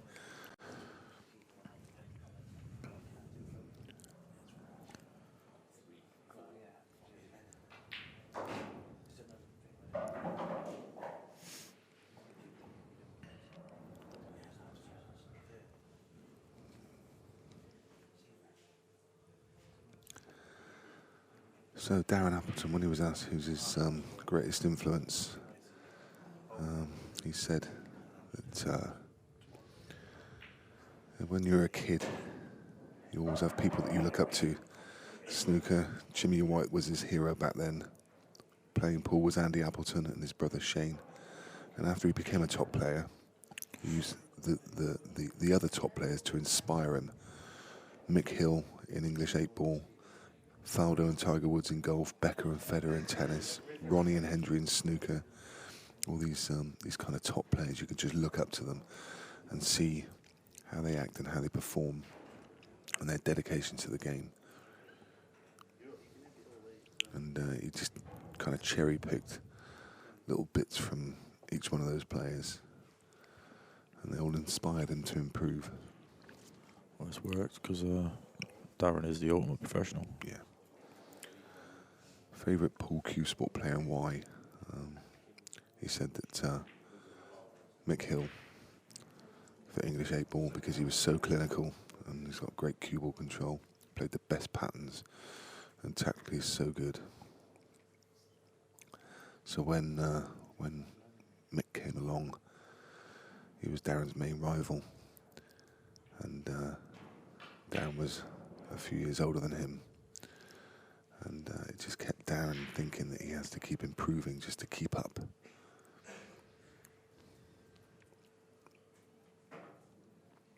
I actually feel quite embarrassed because looking at that profile, I can see he put a lot of time into that. In mine, I literally did it in about 10 minutes. Yeah, I mean, he's literally taken easy. I think he's mentioned just about everybody in the pool world. Saying from the 90s, Keith Brewer, Lee Kendall, Wayne Fryer, Greg Farron, Jayson Twist. Wayne Fryer, that's the name. And then the new generation came along with Chris Melling, Gareth Potts, Carl Morris, Phil Harrison. And now he's been off the scene for 11 years. And he's looking forward to a new crop of players. He says that Efren Reyes is the greatest ever at American 9-ball. His imagination and knowledge will never be seen again. But now you've got Strickland and Bustamante and, and these days, Jason Shaw, Shane Van Boening. Different styles, but incredible dedication to the game.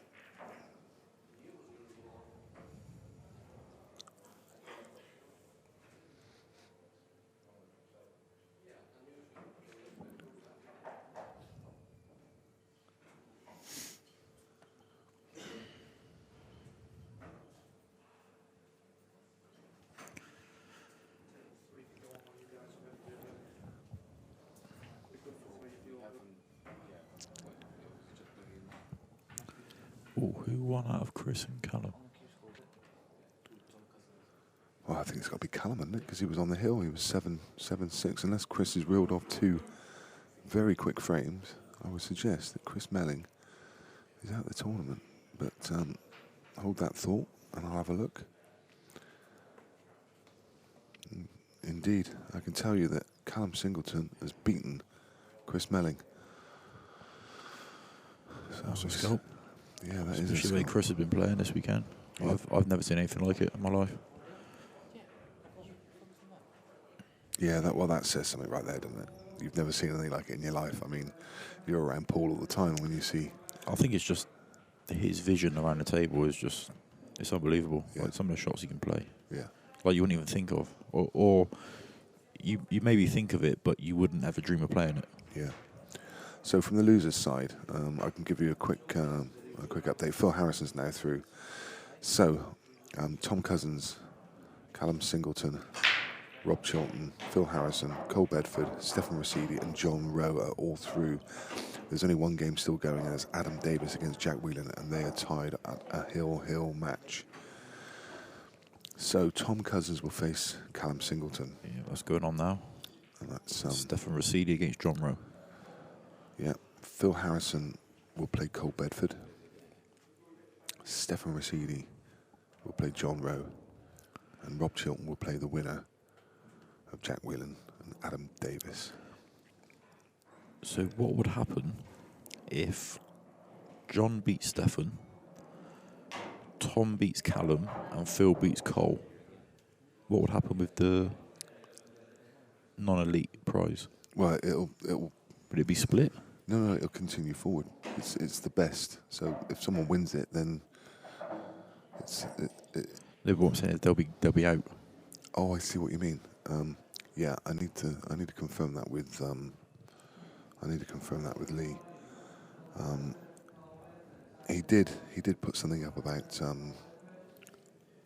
I'm not sure whether it would be split or whether it goes back on. Would it go on frames Frame one? one or yeah. I'll have to That would class as best non-elite, wouldn't it? yeah, I'll have to confirm that with Lee Kendall.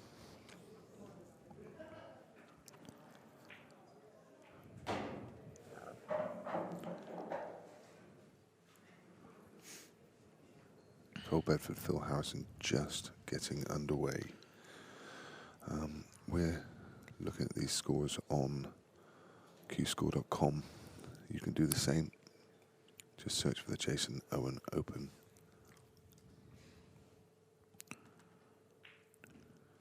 There'll be links on the Players Pool Series page as well, won't there? Yes, there is, yeah. And the website, of course. But we will keep you up to date with all those scores as they happen.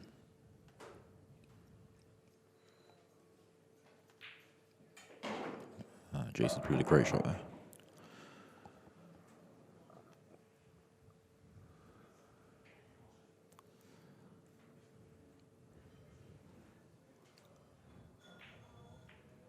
Yeah, great shot. Yeah, really good. So there's Simple Black to re-establish a 4-frame lead. He leads Darren Appleton 8 frames to 4. And he's got the break in frame 13.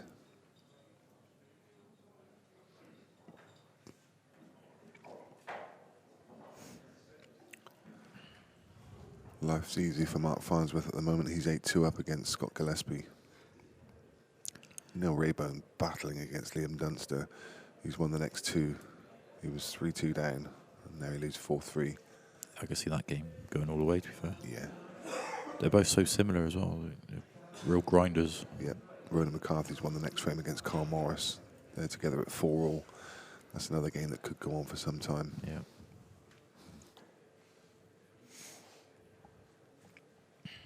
That's still winner side as well, isn't it? Yeah. Yeah. So the result is through. And this will be another shock for some people. Adam Davis 8, Jack Whelan 7. No shock to me. Adam, No, Adam's well capable. And class player. But former world champion. yeah, the only reason I say that is because Jack's been on fire this week. I mean, you look at his first 4 games. Yeah, Boyle first round, man. Boyle, yeah, Carl Boys, Jordan Shepherd, and Was it Carl Morris? Carl Morris, yeah. Yeah, that's a tough school. This is what I've noticed with these 9-ball boys. Their breaks, they're hitting the bottom of the white, but the ball's moving forward. Yeah. I want to know how they're doing that. Because they're both him and Chris. Chris's break last night was Oh, it's phenomenal. it was unbelievable. Yeah. Yeah. It's like one of those demolition balls as they come down and hit the side of a building. It's just this. I mean, and when Tom Cousins was breaking in here yesterday, I think it was getting measured on the Richter scale. Oh, I'm glad I got earphones on when he's breaking. He's like that all the time, though. He doesn't just need a shot right for that. Oh, smashes it.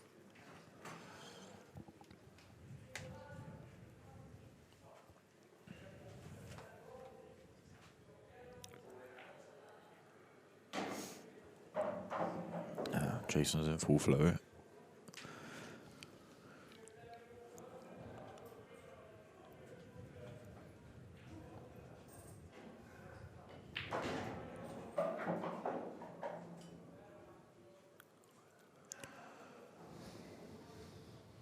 I wonder where he's going here. Yep. Yeah, he's just playing it with Okay. playing it with a bit of left hand side. I think he wanted to It get. doesn't go long, does it? No. I think he was just trying to get a bit lower, take it in the middle. So he's just going to cut this in the middle, drop off the bottom rail. You can see him loading up a bit of left-hand side. He's got it. It's a great shot. He's got hamper queuing. But best pot in the world, and you missing this. Oh my god. Ooh. I've just called that. I can't believe I just said that. I just cursed him. Didn't expect that, but he really tried to punch it, didn't he? I mean, I don't know why. I think he rushed it a little bit, to be fair. Yeah. Took it for granted. I'd rather seen him just play like a firm shot. He really punched that hard. Yeah. Doesn't too happy with himself.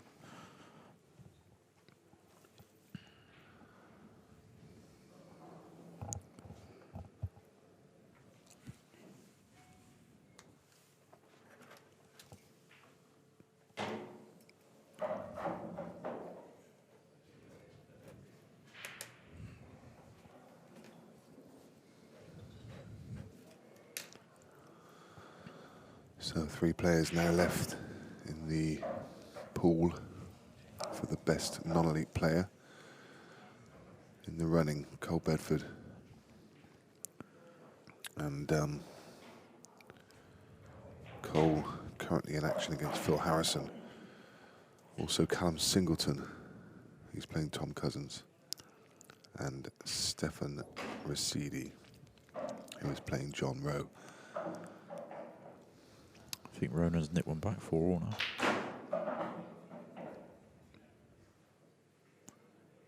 He's hit hard. He slammed that, didn't Bit of aggression. he? Yeah. Bit of frustration, maybe. Yeah. He's still not out of it. He's got the break now. As I say, if he can just break dish, put himself back within 2 frames, he's very much within touching distance. A couple of mistakes crept into both players, but overall, been a really, really high standard.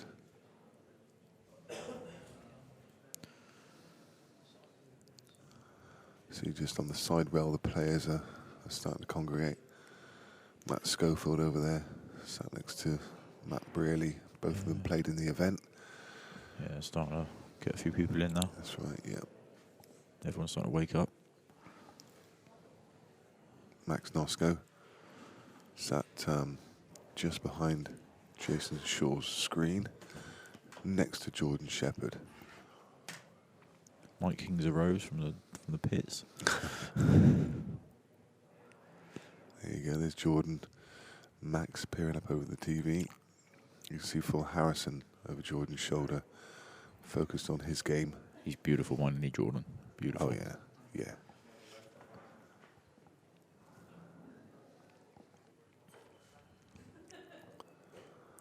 I've had to look at it with his shirt off over the weekend. No. Sharing a room with you? Yeah. Yeah, it's not a pretty Not sight. ideal, was it? No. It's not a pretty sight. It's got to be said. Mind you, he's got to look at me, so... Oh, Darren's hit a good break there, but he's not on a red. He wants reds. Yeah, he really Obviously, he can does. still take reds, but he's got no real finish on. Although I'm wondering if he drops his yellow bottom right, where he can play the yellow up off the cushion off the red, free the pocket. Oh, yeah, yeah. That is a good shout. Yeah. At least you get in the bag as well if Yeah. if you do miss it. Yeah. He could try and play that same shot, just play it slightly firmer, cushion first, and pot it off the back of the red and try and open that pocket up. Yeah. I think that's what he's doing. So he's going to drop this in. At least I call one shot, right? So it's just whether he's going to try and drop it over dead weight or whether he's going to try and play it off the rail. He's got a... I think he'll be going for it. Yeah, naturally attacking, so he won't have any defensive options in his mind here. He's playing this rail first. Maybe he got the bag. Yeah. He's got second Well, I prize. think he's got the bag. He's got bit of a gap. Yeah, there is a bit of a gap. Jayson might be able to force it out, but he's got bigger fish to fry at the moment because he doesn't have any openers. I think he'll play it now. Oh, he can. Oh, yeah, of course he can. You can get through to cut that, can't you? Yeah. That's opened up the whole That's a game. great shot. That has opened up the whole game, and these are just dot to dot now. This one to right corner, then left corner, then middle bag. Just off a natural position from one to the next. That one shot opened up the frame, made it just look easy. Yeah, he's alright there. Just slightly lower than he wants to be, but it's absolutely fine. He's put a bit of run inside, he'll be fine. Perfect. Yeah, just screw past the yellow. Checked off the cushion beautifully, didn't it? Little tricky one here. Yeah, he's alright.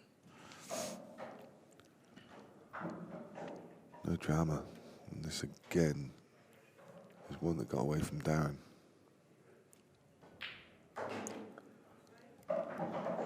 It looked like he was queuing it at the left-hand side of the ball then. What, the black? Yeah.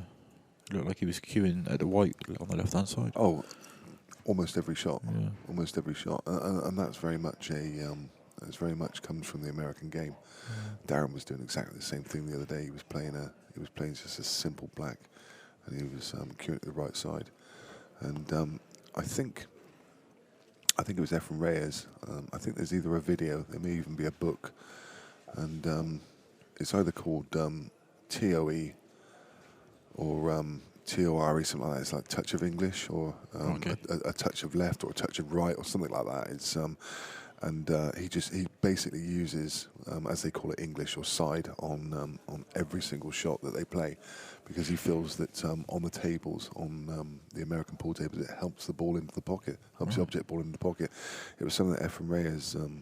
I can see that making sense, to be fair. Yeah. Because the side of transfer, and if you hit the jaw, it'll just spin off the jaw. Yeah. Do you know what I mean? Yeah. You can Google it.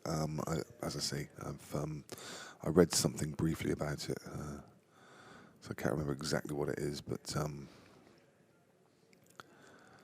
it was definitely Efren Reyes, and a lot of the players do use that. You see a lot of the American players use it, and it obviously transfers over into every game.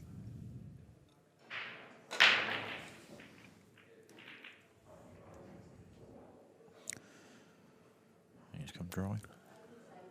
Darren's got a chance on reds here. Try and nick one back.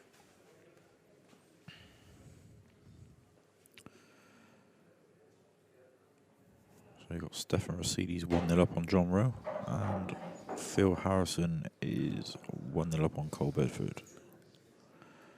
Callum Singleton 1-0 up on Tom. Adam Davis and Rob Chilton's just started.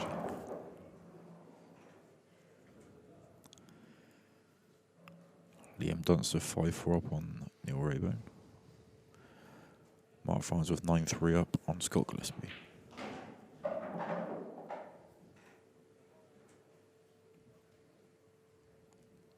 Carl Marshall's pinch run 5-4 up.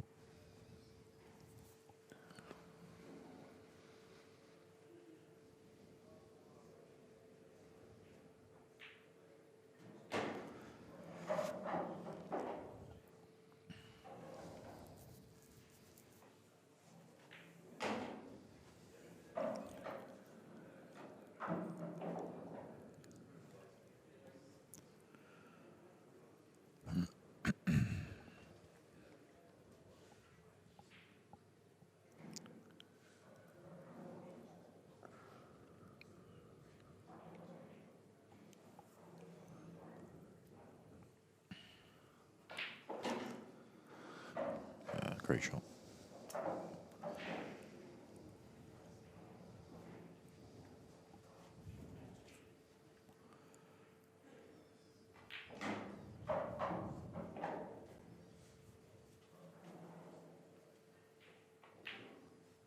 There we go. Darren's pulled one back. There's no 9-6 to Jayson. Keeps getting back within 3 frames, but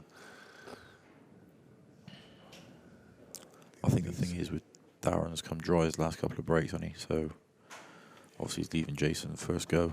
yeah. He needs a ball here.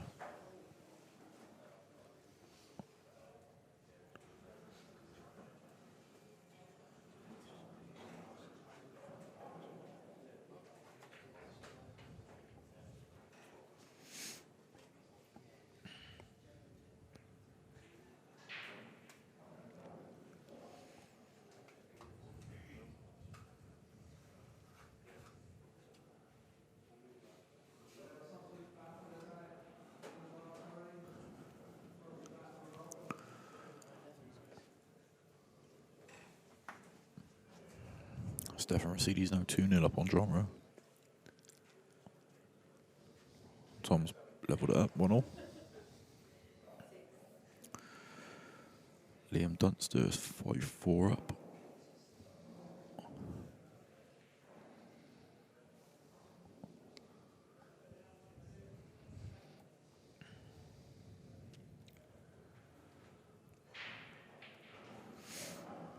Daz needs a good break here now.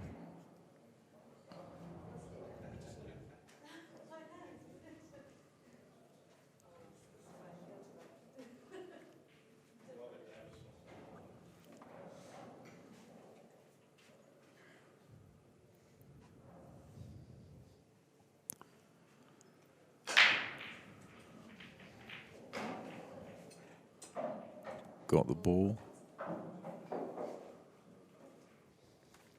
He's got a chance here.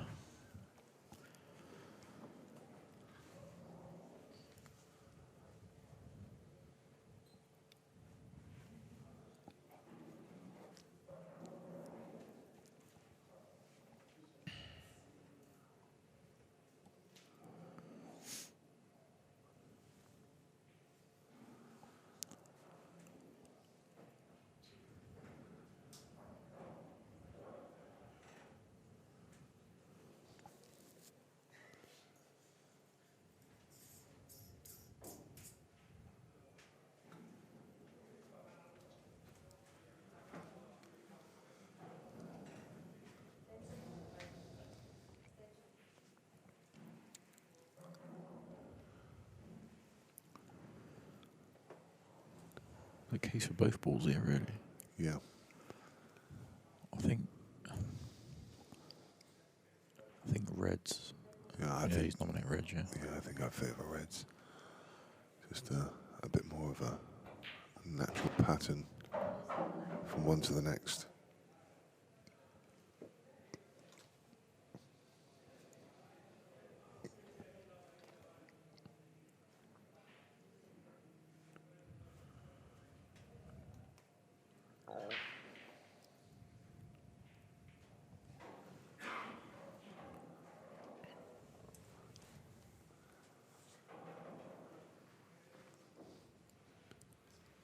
Ref decided to leave the rack, or the player decided to leave the rack on the table. It's no need to move it yet. The thing is, if you play balls firmly across it, if you stun a ball across it, there's no deviation across it anyway. So Darren will be used to using that rack. What's the general consensus? I mean, the feedback's been really good. Yeah, I mean, I think most of it is all good. I think the only downside to what I've been hearing is obviously with the ball staying on the rack and referees having to come over and yeah. This rack quite unusual. Very rare that you see 3 balls left on it. But I mean, I'm not too fussed. I played a few frames where I've left it on, then played balls over it. It's not too bad. I think it's just in people's heads rather than. I think this tournament, had it not been for this rack, I think this tournament would have been quite different. Yeah. Very Yeah, different, possibly. in fact. Not so many open games. I don't think I've covered an event where the pool has been quite so open. Yeah. And there was a perfect example of Darren playing across it. Not in the slightest bit concerned. As long as you play that punch shot across it, and the ball's going to stay on track, it can't go anywhere but to the pocket.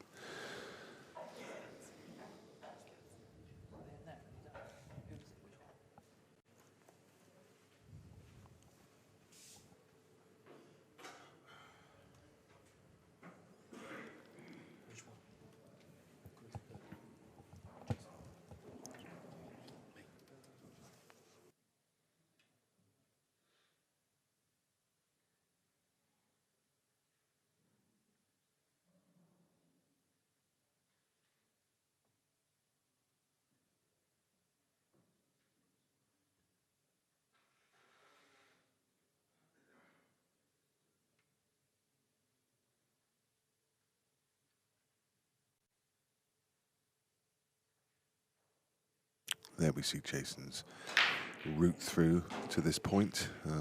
Round one, Shane Thompson 11-7.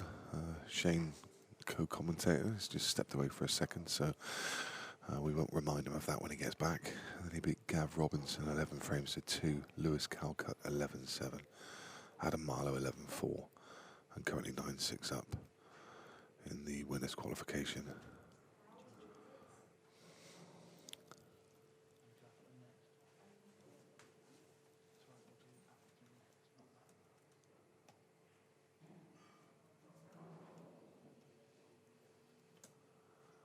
So, the referee calling a foul on Jayson there.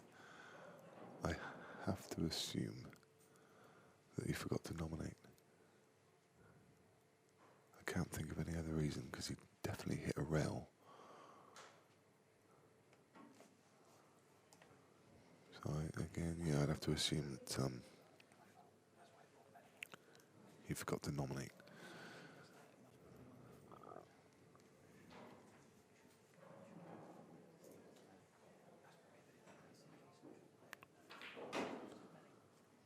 I was just looking at the scoreboard and only caught out the corner of my eye, so.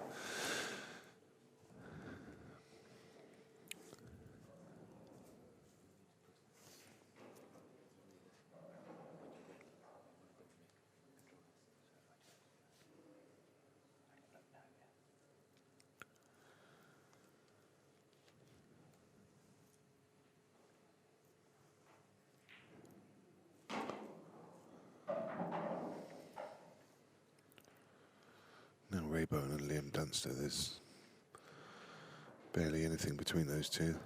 There hasn't been all through the match so far. They're 5 apiece. Scott Gillespie is trailing Mark Farnsworth 9 frames to 3. And Carl Morris and Ronan McCarthy. There's only ever been 1 frame between those. They're locked at 5 each. Jayson Shaw taking advantage of this mistake. And he can, Darren Appleton taking advantage of this mistake, and he can pull back within 1 frame.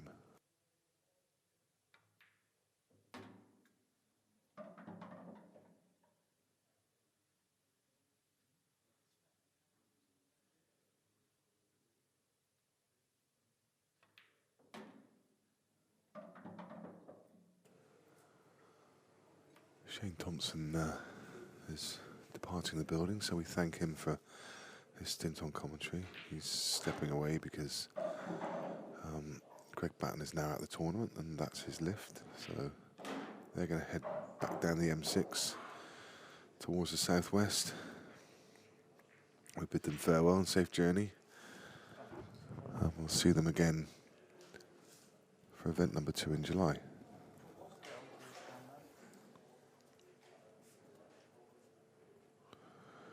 So, Darren Appleton back within 1 frame, and he will feel really good about this. His route through so far.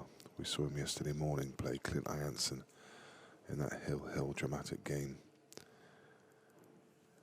And then he played Usama Moschini, Declan Brennan, Cole Bedford, and now he's trailing Jayson 9 frames to 8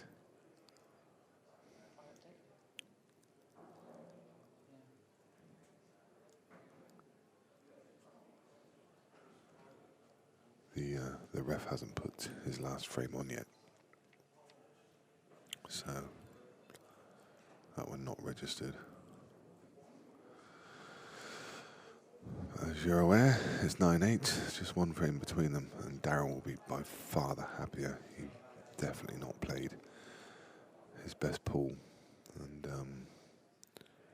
now he'll feel the momentum's with him, and he'll feel that he's got a real chance. Having looked just out of the game at one point, he was 4-0 down. And it's just a couple of small errors that have crept into Jayson's game. I mean, he's lost a couple of the frames due to just lack of knowledge. I mean, that last frame, he just dabbed into the back of the red. Forgot to nominate, so gave away 2 shots and Darren cleared.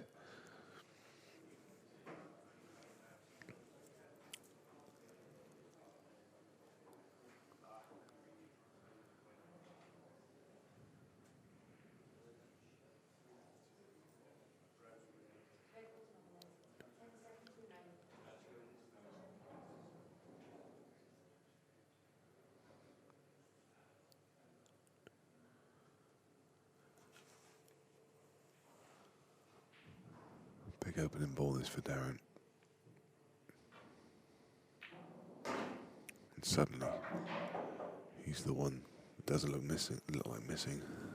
What a little kiss that was. On the way up the table, it's left him perfect on this. Probably his only tricky red. Everything else in the middle of the table.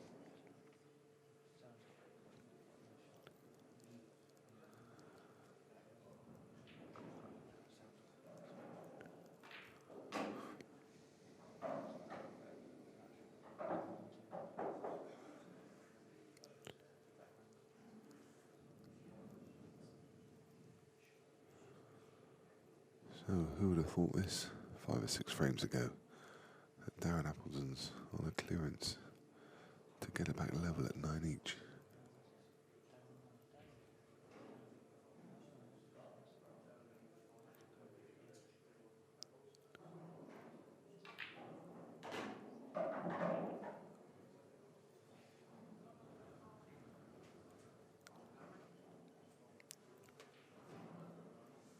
Just constantly playing to areas, as all the best players do, giving himself options. If he's got the right angle, he'll go top corner first. But I'm not sure he's got a nice angle to come back down the table, so he's going to play this one in the middle. And play on and off the cushion. And that's perfect. You can just drop this in, right across the face of the black. I don't think he's hampered. I think he can just cue to the side of the black, so.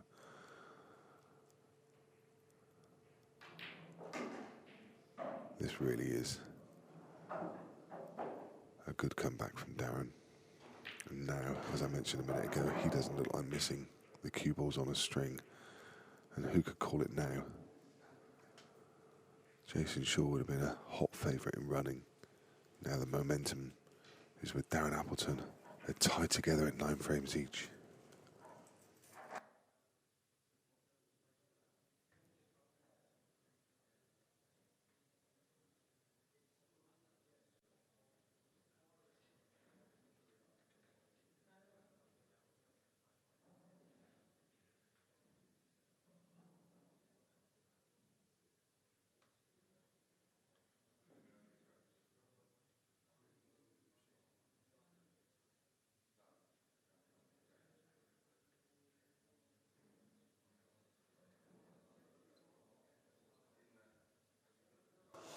Here we go now, big break for Jayson, frame number 19, nearly lost the white.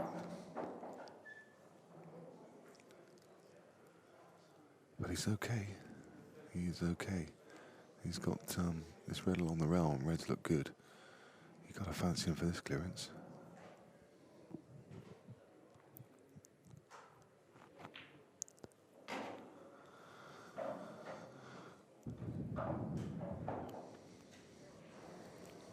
I think this event has shown what a danger Jayson Shaw's going to be throughout the rest of the series, and probably even more so when he starts playing more in his comfort zone. Event 3, he's going to be playing a rule set that he's held the World Championship at, Black Ball rules. And then event 5, he's going to be playing a very similar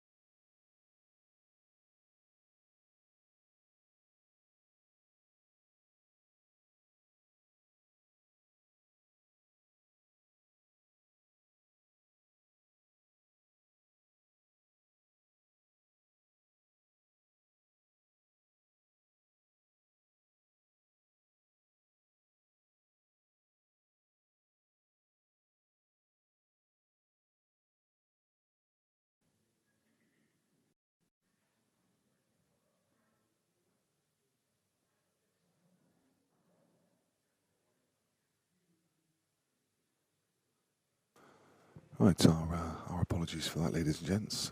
We just had a technical error and just had to restart the system. But I can tell you that all you've missed is a break from Darren. He didn't have any set to go for, so he played a safety shot, handed the table back to Jayson, and Jayson missed a ball, and Darren's now at the table, so you've literally missed 4 shots. And we're back with you. So here we go.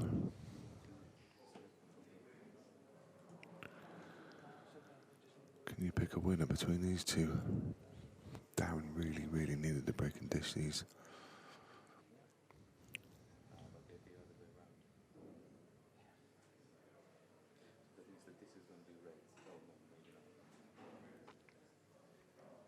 So yeah, if you're just rejoining, you literally missed 4 shots.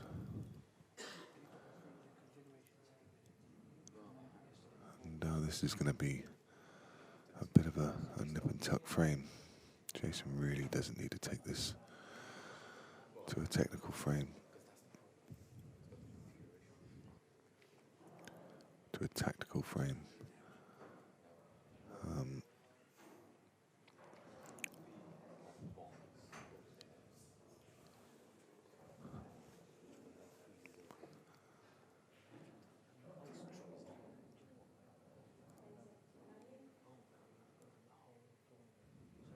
So,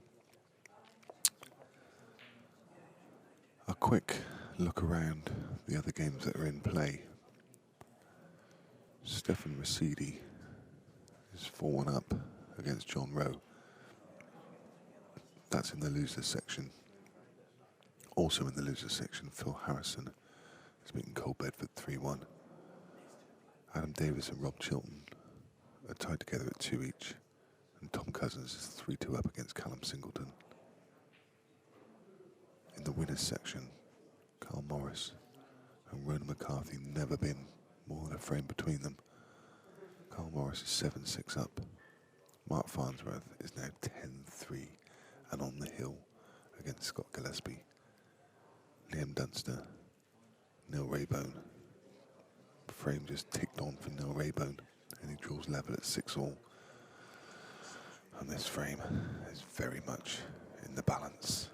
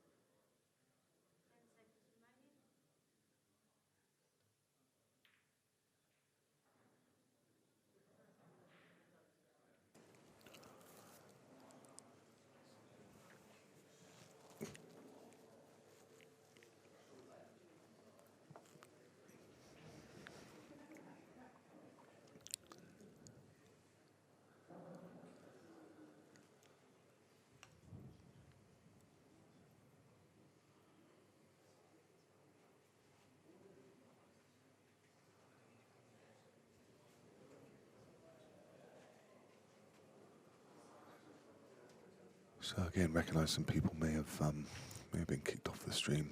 There were some technical issues.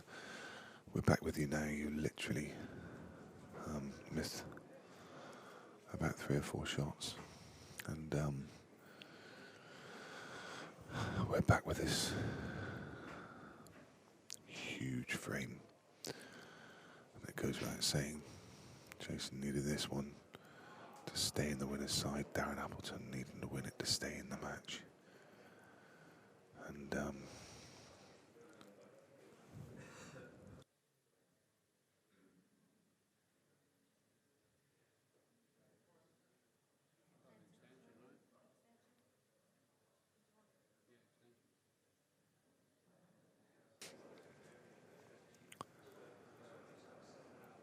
now the game's gone into a tactical frame. You got to favour Darren for it. Jayson's shown a bit of lack of knowledge of the rules.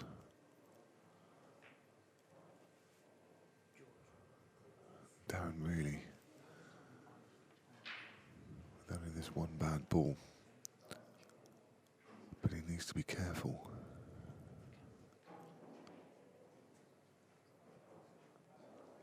He's just looking carefully now to see. I'm pretty sure the red goes. And he's just having a real close look to see if the yellow goes. Actually.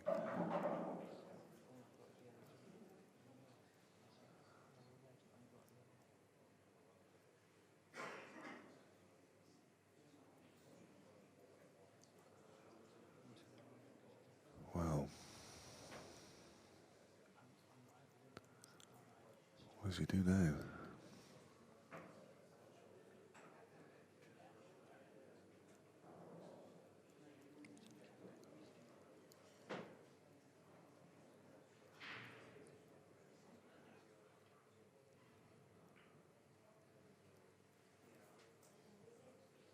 He's got a second visit.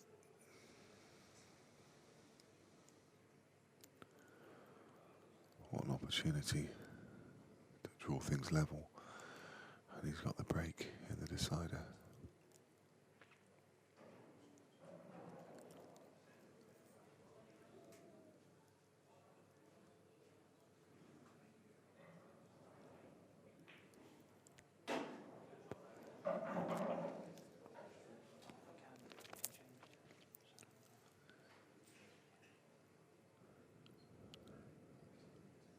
Does that yellow go to middle?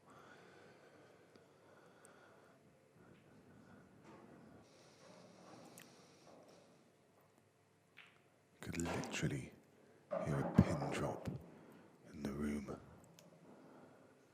He's on it into the middle.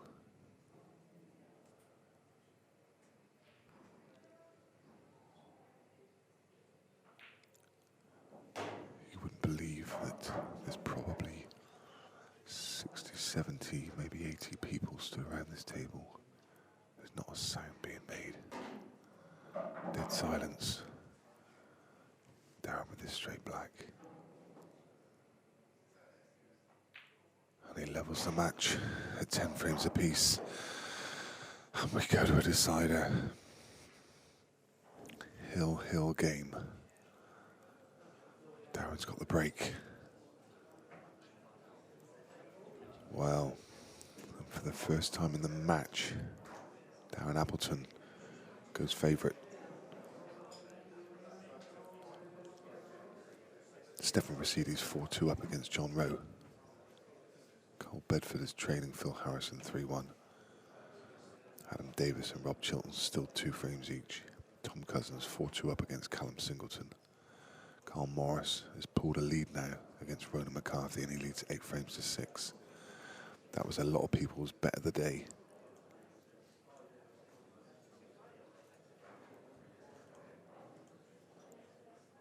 He was 5-2 before the start of that game. Mark Farnsworth on the hill, 10-4. He's gone dry. What a massive break. Hang on a minute.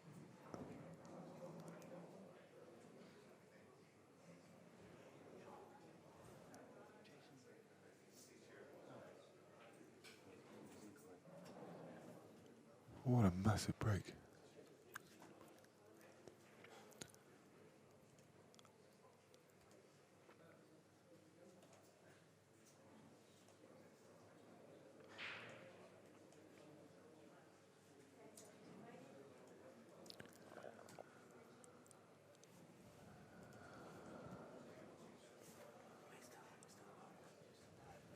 I gotta say,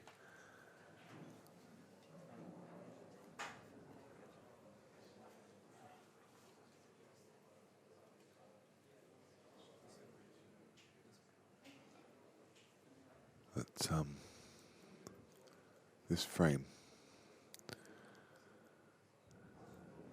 this match, it just sums up this entire tournament. The heart showing from Darren Appleton to pull this back to turn it round, and now be in the driving seat.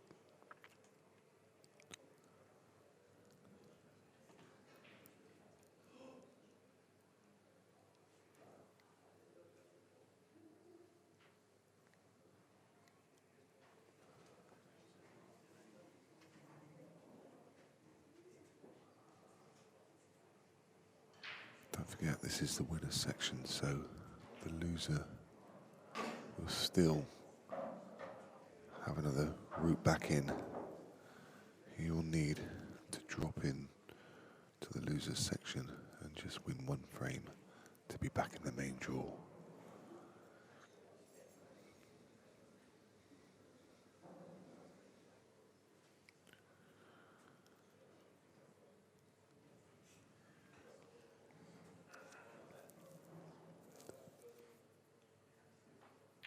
And I can tell you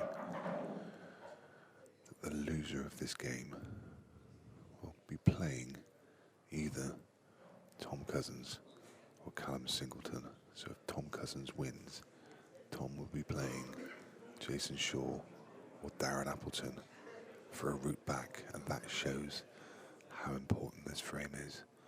It's the difference between being in the last 8 and having to play Tom Cousins to get into the last 8. I know which side I'd rather be on. It's a great shot from Darren. He's still got a bit of work to do.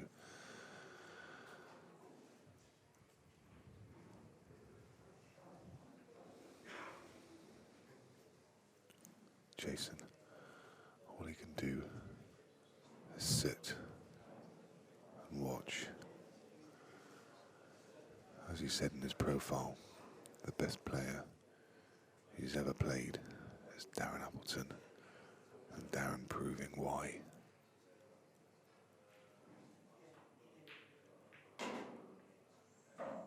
Oh, there's a bit of an unwanted flick on the black, and that makes things so much trickier. Look at that wry smile on his face. Well, now think if we can get an overhead shot, I think this might cut back. You can see from there that it does. But the white ball's going to be clattering into the other yellow. And he's so trusting to luck. Or he's got a double. He's taken the double. What a shot. The black's gone to the side rail. It's just made things tricky.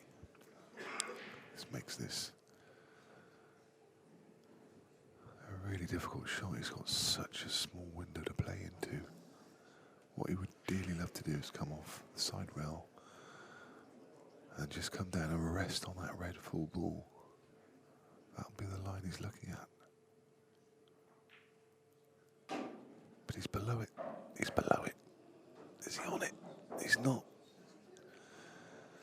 The drama.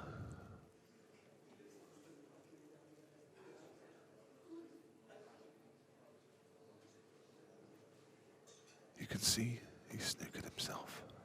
You can see the edge of the ball. He can't find the potting angle. He can't even turn the ball over.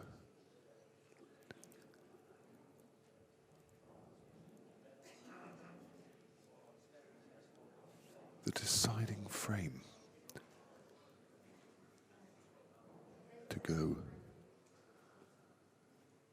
into the last 8 or face Tom Cousins or Callum Singleton, and that virtually has sewn up this match. Jayson Shaw with ball in hand and 2 visits will not be missing. So unfortunate from Darren Appleton. What heart he's shown. A little shake of his head. It's amazing, isn't it? Just that 1 inch of roll. The difference between glory and a route back through the loser's side.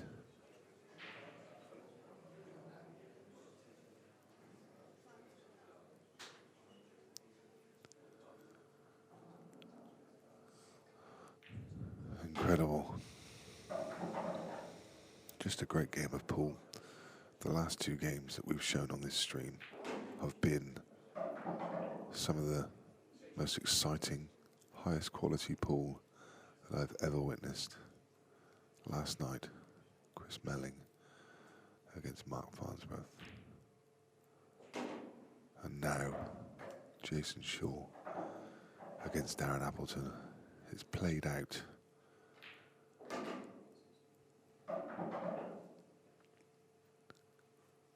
like a drama.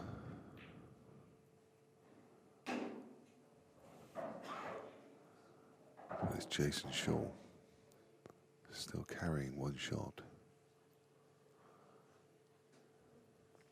He's just going to tee this up. He's just come a little bit higher than he wanted to.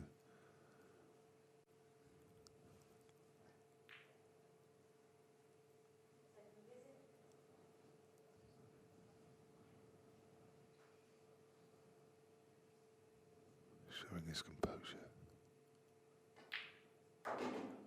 What a great spectacle. And as I did in the opening interviews before this match started, I thank Lee Kendall for putting this tournament on. As a pool fan, it's just amazing to see these 2 players facing off against each other. And there they are, they're good friends, they're old adversaries. And there won't be a single bit of bad blood between them, just talking through a couple of the games. For Darren Appleton, he's got a route back. He will now play the winner of Tom Cousins and Callum Singleton. Tom Cousins is currently leading that 5-2. So Darren, well, he's got a monumental game, or the potential of a monumental game next. But for Jayson, he strolls on. He just keeps winning, and he's in the last 8. We will be back with action from the loser's side In the meantime, we are going to go across to the interview room. It's going to take a couple of minutes because you can see the players are still in the arena. Lee Kendall will be making his way in, and he's going to interview at least one, if not both of the players. So stick with us for a couple of minutes. While we're doing that, we'll just have a quick look through the scores. Neil Raybone 7-6 up against Liam Dunster. Carl Morris just 2 frames away. He's 9-7 up against Ronan McCarthy. Tom Cousins, as we mentioned, 5-3.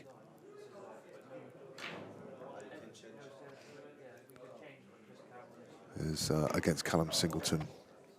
Adam Davis 3-2 up against Rob Chilton. Phil Harrison 4-1 against Cole Bedford. And Stefan Rossidi is beating John Rowe 5 frames to 3. The other game on the loser's side, which is now completed, Mark Farnsworth has beaten Scott Gillespie 11-4. So Scott Gillespie will go across into the loser's side. For both of those players, for Darren and for Scott, they just have 1 game back. And then they will be in the last 8 proper. This whole tournament will play out before our eyes today. It's 5 to midday. There's plenty of pool action. We're going to be here. I fancy it's going to be a late night. Stick with us all day. We're almost ready to hand over to the studio.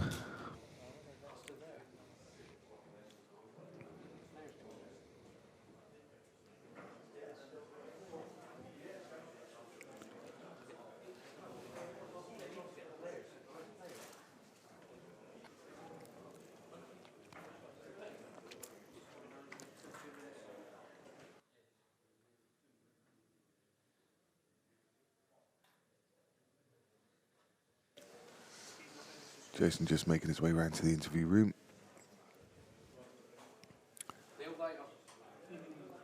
And we will see you again back with the action. And the next game will be from the losers qualification round. I don't know which one it's going to be, but I've got a good guess.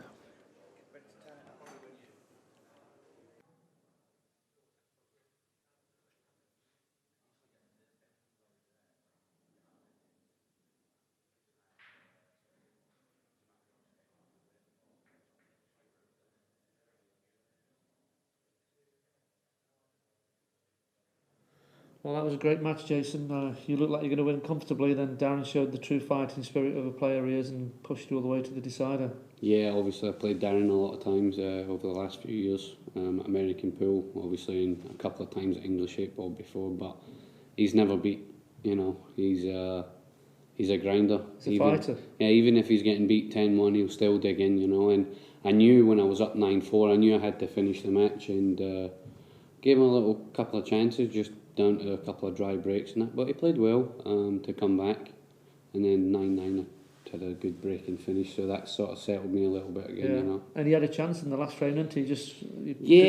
Obviously we're talking there, it's just the cue ball, we're just a little bit fragile with it, so a little shot with inside, we think it's going to hold up, but it sort of like drifts off a little bit. He's used to the bigger balls and the same size ball, which makes a big difference. The cue ball is great, but as me and Darren were talking, it's just a little nip and touch shots when it's close in the match.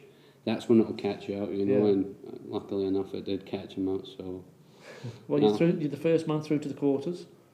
We'll be doing the live draw around about 3-4 o'clock. So okay, that's an open draw. So we'll see you draw then. Yeah, mate. Thanks. Appreciate it, mate. Best of luck. Cheers.